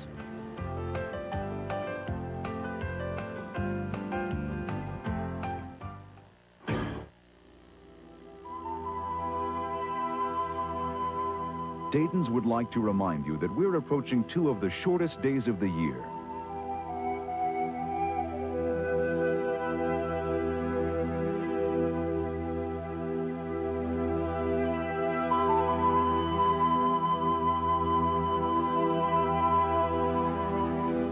Dayton's 2-day sale, only 2 short days, this Wednesday and Thursday. That was me, Tommy Lasorda, before I lost 30 pounds in 3 months on the Ultra Slim Fast plan. Now it's even easier to have my shake because Ultra Slim Fast comes ready to drink in new cans. Losing weight has never been so convenient. Wherever I am, I can have my shake. Ah, icy cold and delicious. Who says you can't take it with you? Ultra Slim Fast. Give us a week. We'll take off the weight. Come on into Gung Ho, the new American Chinese restaurant. Great Oriental food for any occasion. Call ahead, take out, or we'll deliver. And now, try our Super 7 Super Lunch Specials. Choose from 7 made-to-order, made fresh entrees plus beverage, all for only $3.95. 99 cents more, we'll bring it to your door. That's right, only $3.95 for a fresh Chinese lunch. 99 more, and we're at your door. Gung Ho, the new American Chinese restaurant. My house, it's got to be cozy, close to work, and I don't plan to spend my weekends gardening. If I could buy a house today, it's gonna be us. Someday I'm gonna have a house with a bedroom for everyone and space just for me. Let a real estate professional show you how HUD Homes can make owning easier and more affordable than you ever dreamed possible.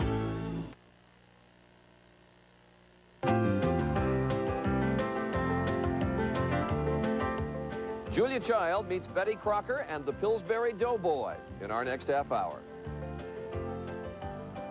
For F. Scott Fitzgerald, his Minnesota upbringing was really central to his writing, and yet his tragic life took him far away from the innocence of his youth. As an expatriate in Paris or an alcoholic in Hollywood, he seemed to always be trying to recapture the innocence of the youth here in Minnesota. And Joel Siegel visited his home in St. Paul.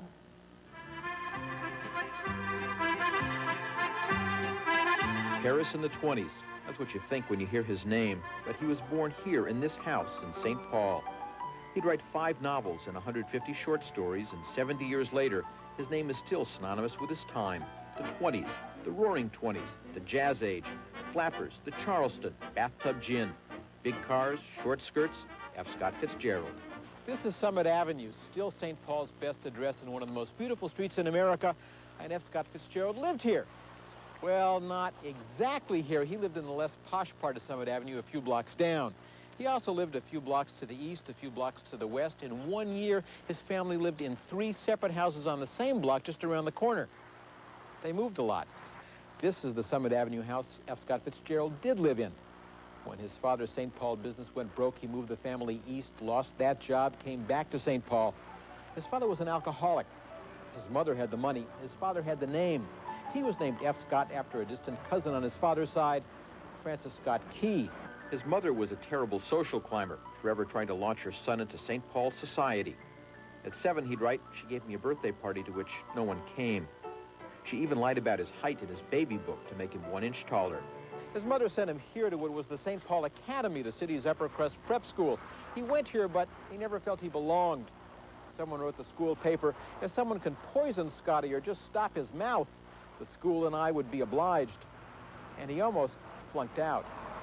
He was 23 when his first novel, This Side of Paradise, was published. He immediately married Zelda Sayer and brought her home to St. Paul, here to the Commodore Hotel. And so much is still as they left it. And nothing is. Time, the element we can't control. That's an F. Scott Fitzgerald theme.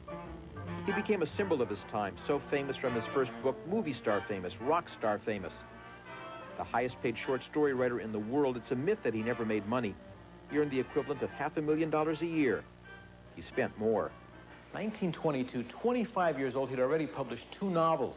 He and Zelda would soon leave St. Paul to conquer the worlds of literature, which they did, and to destroy each other, which they did.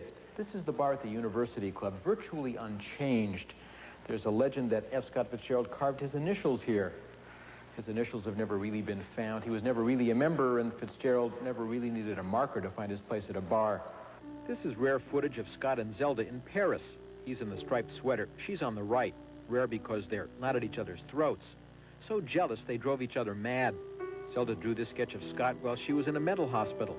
To earn his anger, she spread the rumor she knew was untrue that Scott and Ernest Hemingway were having a homosexual affair. She'd spent most of her life in mental institutions. He was an alcoholic who died at 44, leaving $600 for burial expenses. He also left the greatest American novel of our century.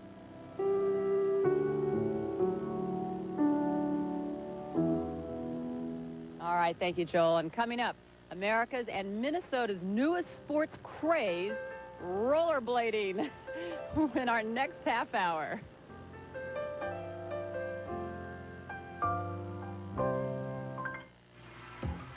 If there's one part of your body that looks forward to summer, it's your feet. And right now, TJ Maxx has a super buy just for them. A special purchase of top quality sandals by famous names at a really down-to-earth price. A wide selection of casual and dressy styles. In leather or woven fabrics, just $14.99.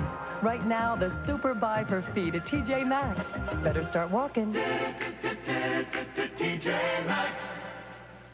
Why is being your own boss called the American dream? Because if I'm going to work hard for someone, I want it to be myself. You can't get ahead working for somebody else. You need to be in business for yourself. Come to the Franchise and Business Opportunity Show this weekend. In one day, you can see a wide variety of opportunities that could put you in a successful business of your own. There's a good selection of opportunities. Franchises, distributorships, home businesses. See them all this weekend at the Minneapolis Convention Center on 2nd Avenue South. Don't miss it, or you could miss out on your future. Having a baby can have its ups and downs. For some, it's a dream come true. For others, trying to get pregnant is a constant nightmare.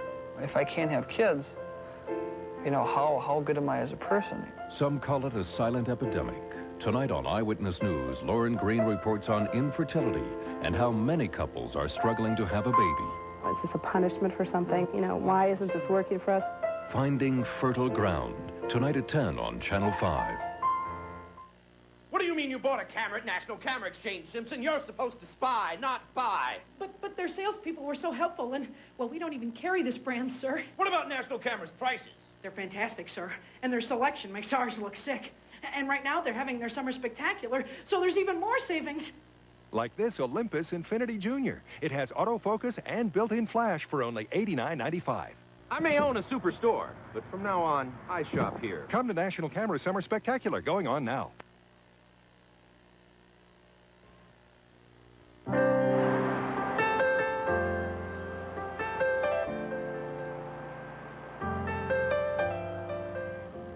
"25 minutes now after the hour. We were talking earlier in this half hour about the good-natured rivalry that exists between Minneapolis-St. Paul. Sometimes, I suppose, not so good-natured, but I do want to talk seriously not about the rivalry, but about the cooperation that exists now. And I'm talking to Barbara Carlson, who served on the Minneapolis City Council from 1982 to 1990. She currently hosts a radio talk show here on KSTP AM. And George Latimer is with us. He was mayor of St. Paul from 1976 to 1990, and he's now dean of the Hamlin University Law School, which is in St. Paul. You started to talk about the fact that while you guys kid each other, there is now cooperation. We work together. There's tremendous cooperation in housing issues.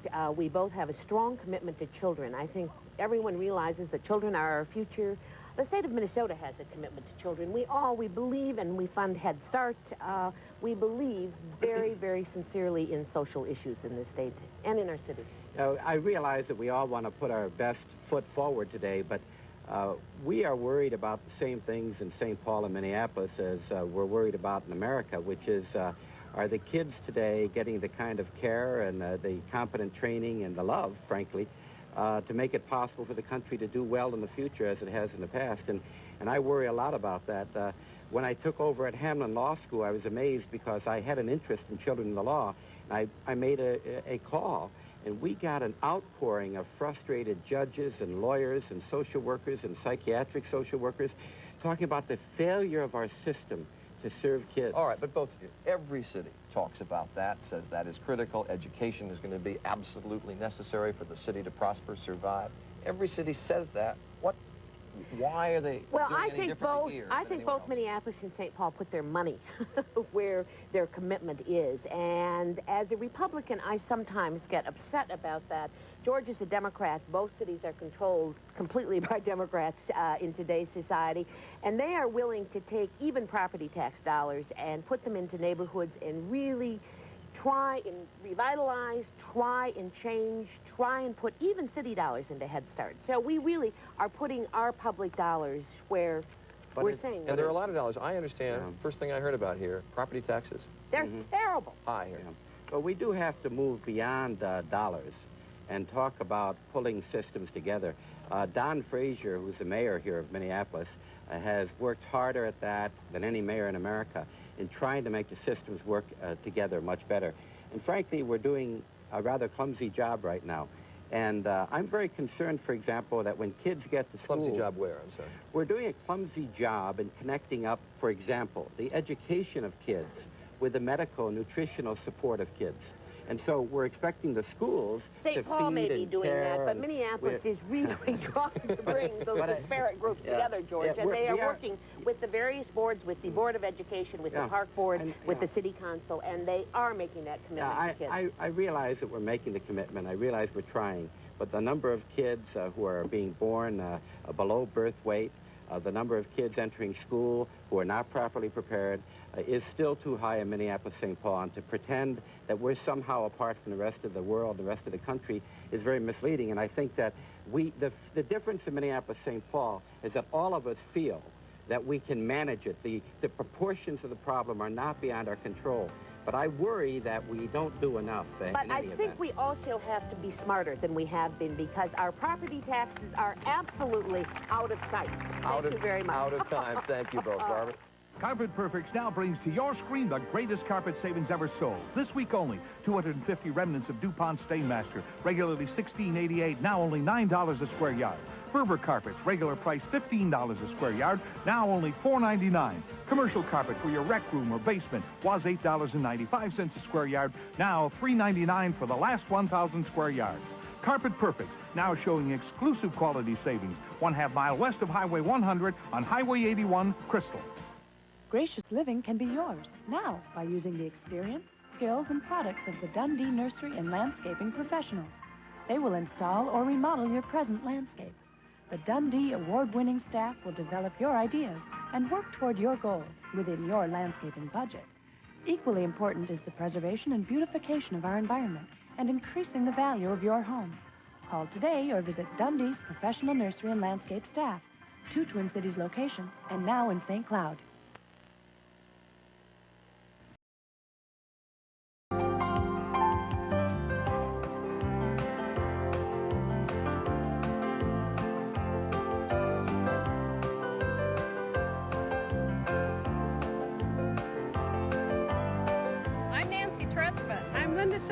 From St. Paul, Minnesota.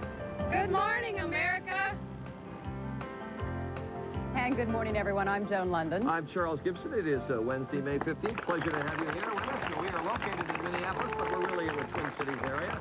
Minneapolis, St. Paul. What do we got in this A lot of nice folks that come out here to join the morning with us. Well, you know, St. Paul, actually, even though it's the smaller of the twins, it has been the capital ever since 1849 when Minnesota was first made a territory. And for years and years, it was the grain industry that the economy really depended on around here. In fact, Pillsbury and General Mills really were born here, and they, in fact, are responsible for the birth of what I guess we consider a classic American food. And Julia Child is going to take a look through the years at how our tastes have changed. That is really the old industries of this area. We're going to talk about a new, high-tech, very modern industry of this area. You would think that rollerblades would have developed out in California. It seems sort of quintessentially California, but it actually, the rollerblades started here. It's now a very hot property. Every kid seems to want a pair of rollerblades, and we're going to have quite a demonstration of what you can do. My kids want rollerblades, but I won't let them do what the guys are going to do here this morning. On those Wait till you see it. inline skates. But right now, we go to Mike Schneider with the news of the morning. Mike? Thank you, Charlie and Joan. Good morning, everyone. 2 weeks now since that major cyclone in Bangladesh, and new storms are now adding new misery to that country. Heavy rains have caused new flooding in the northeastern part of Bangladesh. As many as 1 million people are said to be trapped right now. About 7,000 U.S. Marines are arriving in Bangladesh today to try to help with relief there and also with rebuilding the country. Secretary of State James Baker is in Israel now for a meeting with Prime Minister Shamir and other Israeli officials. But there is still no sign that Baker is making any progress at all in his latest Mideast peace shuttle. He is scheduled to come home tomorrow. The Senate Intelligence Committee is promising thorough hearings on the nomination of the Deputy National Security Advisor Robert Gates to be the new head of the CIA. ABC's Ann Compton reports new questions are sure to be raised about Gates' role in an old scandal. For Robert Gates, this is the second chance to be #1 at the CIA. And if confirmed, I look forward to doing my best to more fully develop what is already the best intelligence service in the world. Confirmation is never a sure thing. 4 years ago, he was a casualty of the Iran-Contra scandal. The Senate Intelligence Committee was not satisfied that Gates tried to stop his highly political boss, William Casey, from cutting a secret arms for hostages deal. Did you ever say to Director Casey, I think the policy about Iran is wrong, the sale of arms to Iran is wrong? Yes, sir. I told the director that I thought the entire activity should be called off, that the whole policy was a bad idea. Now, 4 years later, senators will decide again. Well, there's a question mark in my mind today about Mr. Gates as an individual. Barring any unforeseen new disclosure of some kind that we don't know about at this time, that he's very likely to be confirmed. Because Gates is a career CIA man, President Bush promised Gates would be no William Casey. He will not be a political trying to shape policy, but he will do a superb job as a professional intelligence officer heading the intelligence agency. That's the way it's going to be. President Bush has no qualms about reopening the Iran-Contra issue, and he's betting that Congress won't want to. Most important, he is confident that Gates has proven himself with a behind-the-scenes performance here during the Gulf War. Ann Compton, ABC News, the White House. Health news this morning. Canadian researchers say they have found chemicals suspected of causing cancer in a woman with a breast implant coated with polyurethane. That coating has been linked to cancer in laboratory animals, but this is the first time those chemicals, which are called TDAs, have been found in a human with an implant. Doctors at the Texas Heart Institute in Houston have given a 52-year-old man the first new portable heart pump. The heart-made pump is connected to a battery pack that can be carried either in a waist belt or on a shoulder holster. It is designed to keep the patient alive until a human heart can be transplanted. That is the news till now. Back to Minnesota right now. Spencer standing by in St. Paul with the weather update. Spence? All right, Mike, and behind me, finally, we are showing you the St. Paul skyline, or at least a portion of it. It's changed quite a bit since back in 1840, when this city was known as Pig's Eye Landing, named after local saloon keeper Pig's Eye Parent. And soon after, of course, the city was renamed St. Paul after a recently built chapel, and they must like that name here because it has stuck for 151 years. That's a look at the St. Paul skyline. Here's a look at the weather. Well, starting with today's outlook, it's going to be a very stormy day in the plains and the Mississippi Valley. Violent thunderstorms are expected to develop by mid to late afternoon. Now, I should point out that most locations will see some sunshine today, as we are seeing here today this morning in the Twin Cities. But by late day, look for violent thunderstorms to develop. Some locally heavy downpours, hailstones, possibly some tornadoes. Out in the far west, the western third of the country looks pretty good. Sunny skies, mild weather. Tomorrow, beautiful weather still over much of the western half of the nation, although a little Pacific system will start to move into the northwest. It'll remain stormy and steamy over much of the nation's midsection and the southeast. That's a look at the national weather picture, and here's a look at the weather where you are. Good morning. This is meteorologist Phil Schwartz with the latest forecast from the Channel 5 Weather Services. Mostly cloudy, warm, and definitely more humid today. There will be some showers and thunderstorms mainly during this afternoon with highs in the low to mid-80s. Right now with cloudy skies, it's 67. This weather report has been brought to you by Dove Bar, and in just a moment, Julia Child will be at Pillsbury and General Mills. Coming up next. Bon appetit! Because we think those without too much touching up.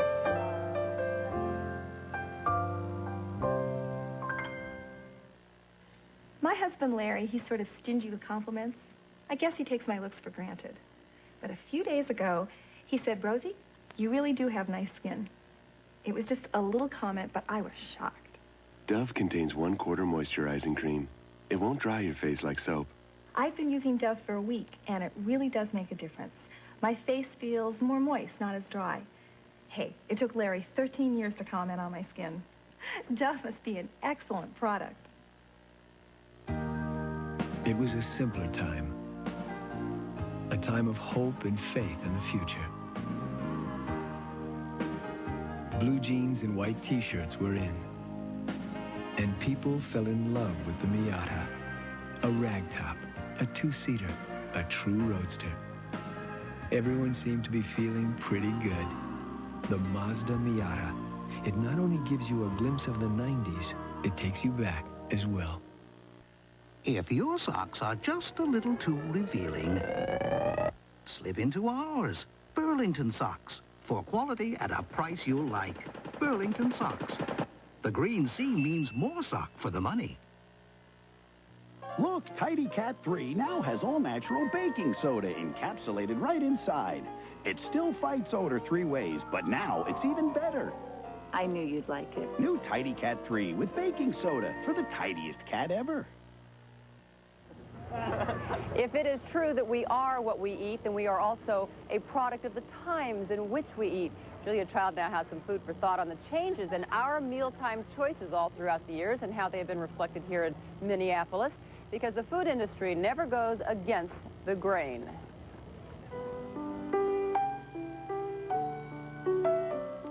From the very beginning, Minneapolis was a natural agrarian center, strategically placed in the midst of a fertile wheat farming area. Straddling the Mississippi River, Minneapolis was the ideal location for flour mills, powered by the mighty St. Anthony Falls. By the 1880s, Minneapolis was the flour milling capital of the whole country, and it was dominated by those two powerhouses, General Mills and Pillsbury. And now, a century later, these two giants have become multinational corporations. And actually, their history during the last century parallels the history of food in America. By the turn of the century, a vast wave of immigrants came to share in the abundance that was American. For most people, food, even canned food, was prepared at home. Cooking was a full-time job for women who made huge daily meals, including bread, with the most primitive equipment.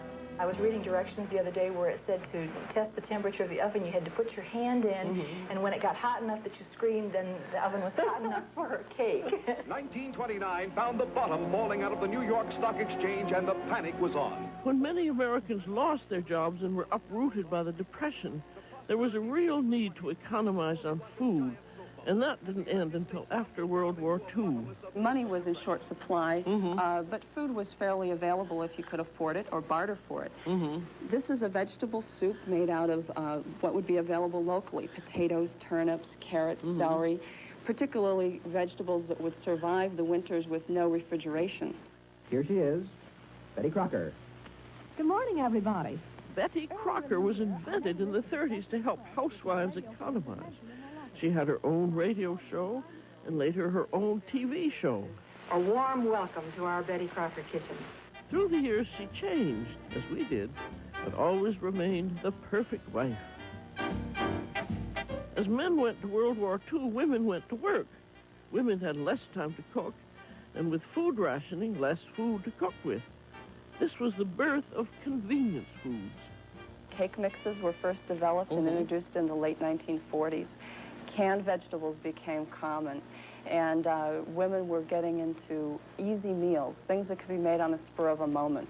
Hello, baby. The 50s meant big cars, big families, and big kitchens loaded with time-saving gadgets. Convenience foods were king. The meal comes on a plastic plate. We ate more frozen and prepackaged foods than ever. And by 1966, the 17-year-old Pillsbury Bake-Off was a raging success. Nothing says lovin' like something from the oven. This was the era of women as domestic goddesses. The mark of a good wife was still her prowess in the kitchen. Instead of being such an ideal spouse. But the late 60s changed everything. The counterculture movement inspired more interest in health foods. Here's how we make an all-natural cereal called granola. And what was the food of the moment but quiche?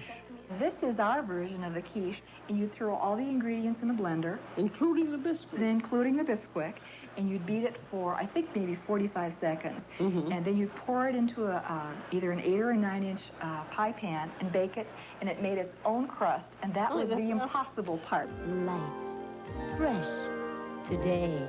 Now we're more health conscious than ever.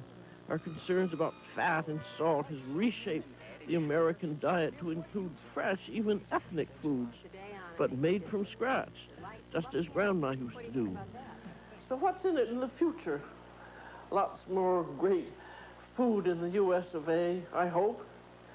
This is Julia Child. Bon appetit.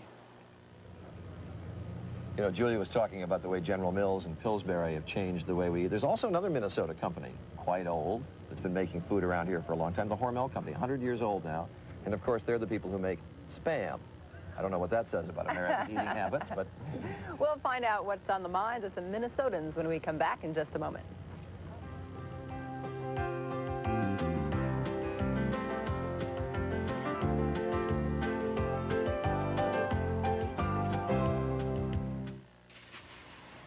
To be or not to be, that is the question. Without help, our Olympic hopefuls may never get the chance to compete. Minute Maid would like to make sure they do. So we'll make a contribution to the U.S. Olympic Hopefuls Fund every time you buy a Minute Maid product. Before life takes these kids somewhere else, won't you help us take them to the Olympics?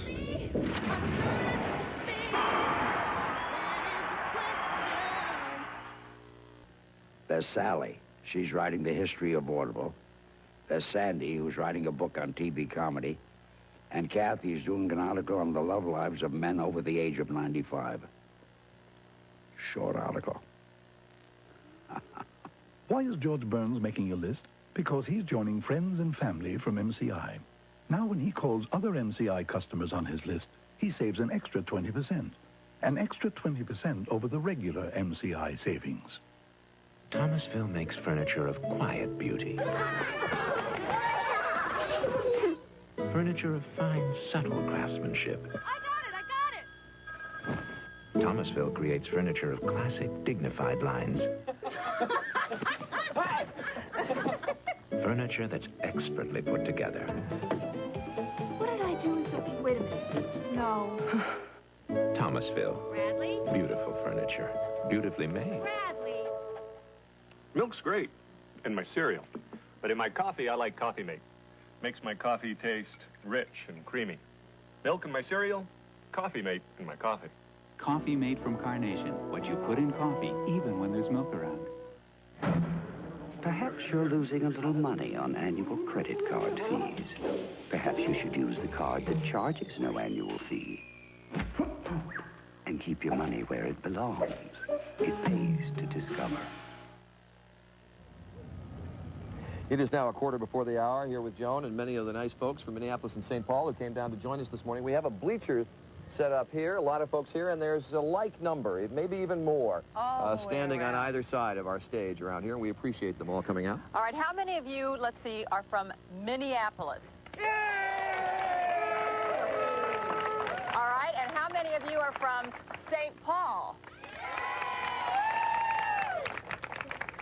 Minneapolis wins. Okay, and what television show? Here you go. Yeah, all right, now, in fairness, you all remember what was set in this Minneapolis-St. Paul area. What does this all mean to you if I say, who can turn the world on with a smile? Does anybody know how to sing that song? Mary Tyler Moore song? Words? Yeah, do you? Who can remember the words? Who can turn what? Everybody's mind has immediately gone blank. Everybody.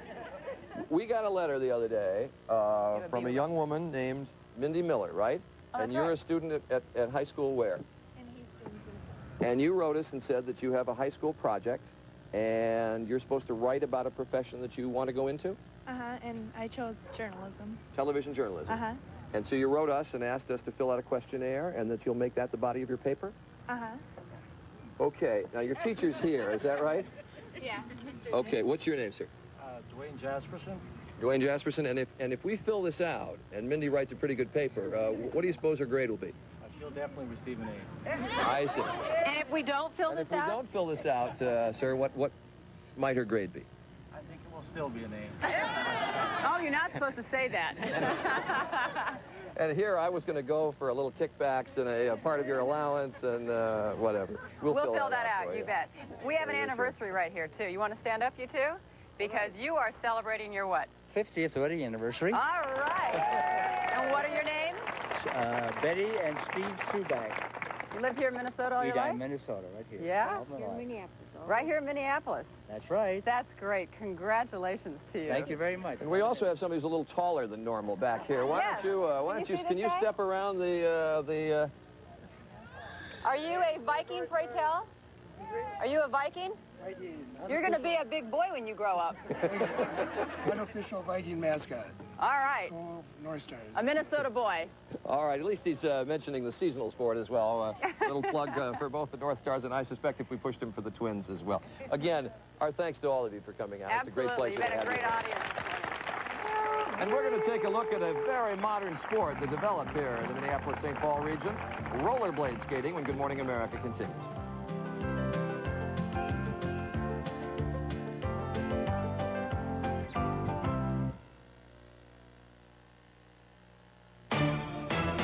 Hustle, bustle, no time for anything world. There's another way. Matrix invites you into the natural world of Système Biolage Hair Care. A refreshing, rejuvenating return to healthy hair for the look and feel of natural. Système Biolage, responsive hair care in harmony with your world. Système Biolage, you'll love the look. It's Matrix at fine salons. If every dog were the active type, the only dog food we'd make would be High Pro.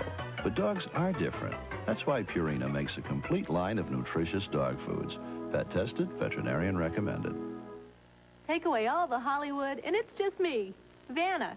Just someone who needs a really good night's sleep. That's why I sleep on a back supporter mattress from Spring Air. So I wake up feeling great. For a great tomorrow, spring air tonight. Did you know you can get a loaded 91 Chevy S10 Tahoe pickup $179 a month and no down payment? Exclusively at your Heartland Chevrolet Geo dealers. New S10 Tahoe pickup $179 a month and no down payment. And loaded means equipped 2.8-liter V6 engine. AM/FM stereo cassette. Sliding rear window. Chrome step bumper. Tahoe trim. White letter tires and more. Loaded 91 S10 Tahoe pickup. $179 a month, no down payment. In stock, available today. At your Heartland Chevrolet Geo dealers. Hurry! Go for size, not We don't location. make enough. A mortgage is a mortgage. Let HUD set you straight if everyone is offering you advice on buying your dream home.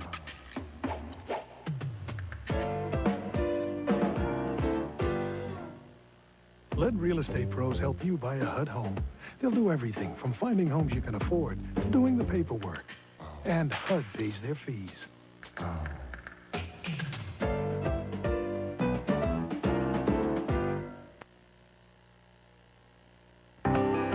Tomorrow, the Great Heart of America bus tour stops in Omaha. We're going to be talking now for a few minutes about the hottest thing to come out of this area. Well, I guess since the rock star Prince, maybe. And I'm talking about rollerblade skating. That is the inline skates with the four wheels right in a row. It has become something of a national sensation since it was developed. And it was developed by a couple of brothers here in the Minneapolis-St. Paul region. You might think it came from California, but it didn't. It's out of here. And we have with us as a guest this morning, John Sendetti is president and CEO of Rollerblade Incorporated. Nice to have you here. Thank you, Charles. Dan Jansen, the great speed skater, was with us yesterday in Milwaukee. And he was saying he's been on rollerblades for years as practice for his speed skating. How did these things come about? Well, they actually started right here in Lake Calhoun. Around the bike paths here, hockey players would use the product during the summer for training. And that was when they were developed? This was back in the early 80s. And it was, nobody thought that this was going to go national at that time? Well, it really didn't go national until we positioned the product more towards the mainstream market back in the mid-80s to the late 80s, when we started positioning the product towards women.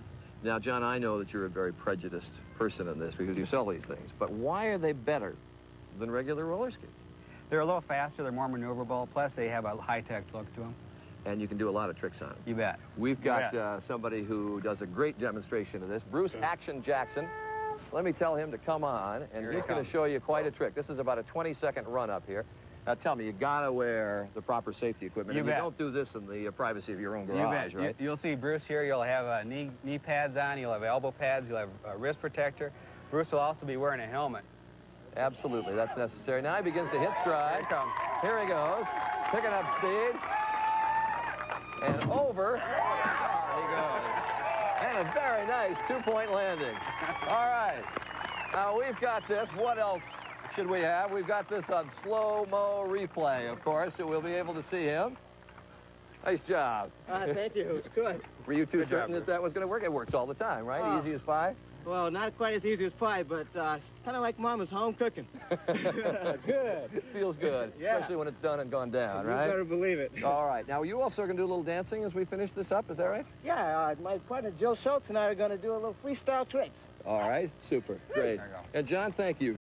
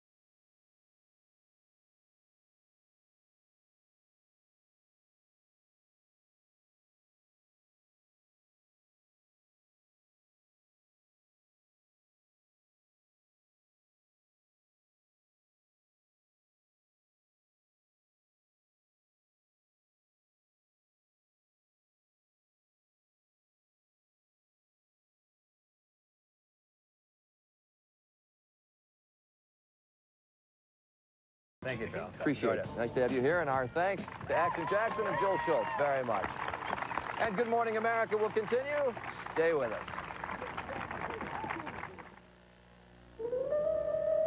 Ever feel too clumsy some mornings to make a pot of coffee? Wake up to Maxwell House filter packs. Coffee blended with Colombian beans. Pre-measured in their own filters. Because better beans do make better coffee. No fumbling, no bumbling. You get a perfect pot every time. Maxwell House filter packs blended with Colombian beans. Because better beans make better coffee. You okay? I feel so frail, not square like you. Quaker Oat squares are more than just square. Whole grain oats sprinkled with brown sugar, and we stay crunchy. Now I am depressed. Quaker Oat squares. You'll love them from square one. How about Red Lobster shrimp for lunch? Just $3.99 for tempting fried shrimp and scampi with potato and salad, just $3.99, including unlimited hot fresh bread at Red Lobster for lunch. I've owned 2 Toyota trucks. I love my 4x4, but now I need something with more room. We got a whole lot of love for you. We got a lot of Toyota for you. Now is the time for you to save during Toyota's Whole Lot of Deals for You sales event. Save up to $800 on 4Runner option packages. We got a whole lot for you. Right now, your Toyota dealer has option package savings up to $900 plus factory-to-dealer incentives on the #1 import truck. This one's mine. Best cars, best trucks, best time. Got a whole lot of deals for you. It was an international scandal. It was dark. She was very modest. He never even touched her with his hands. That's impossible. How could he not know? Young Butterfly, astounding audiences in New York, London, Paris. See Broadway's Tony Award-winning Best Play, M. Butterfly. June 11th through the 16th at the Ordway. Call the Ordway for tickets today.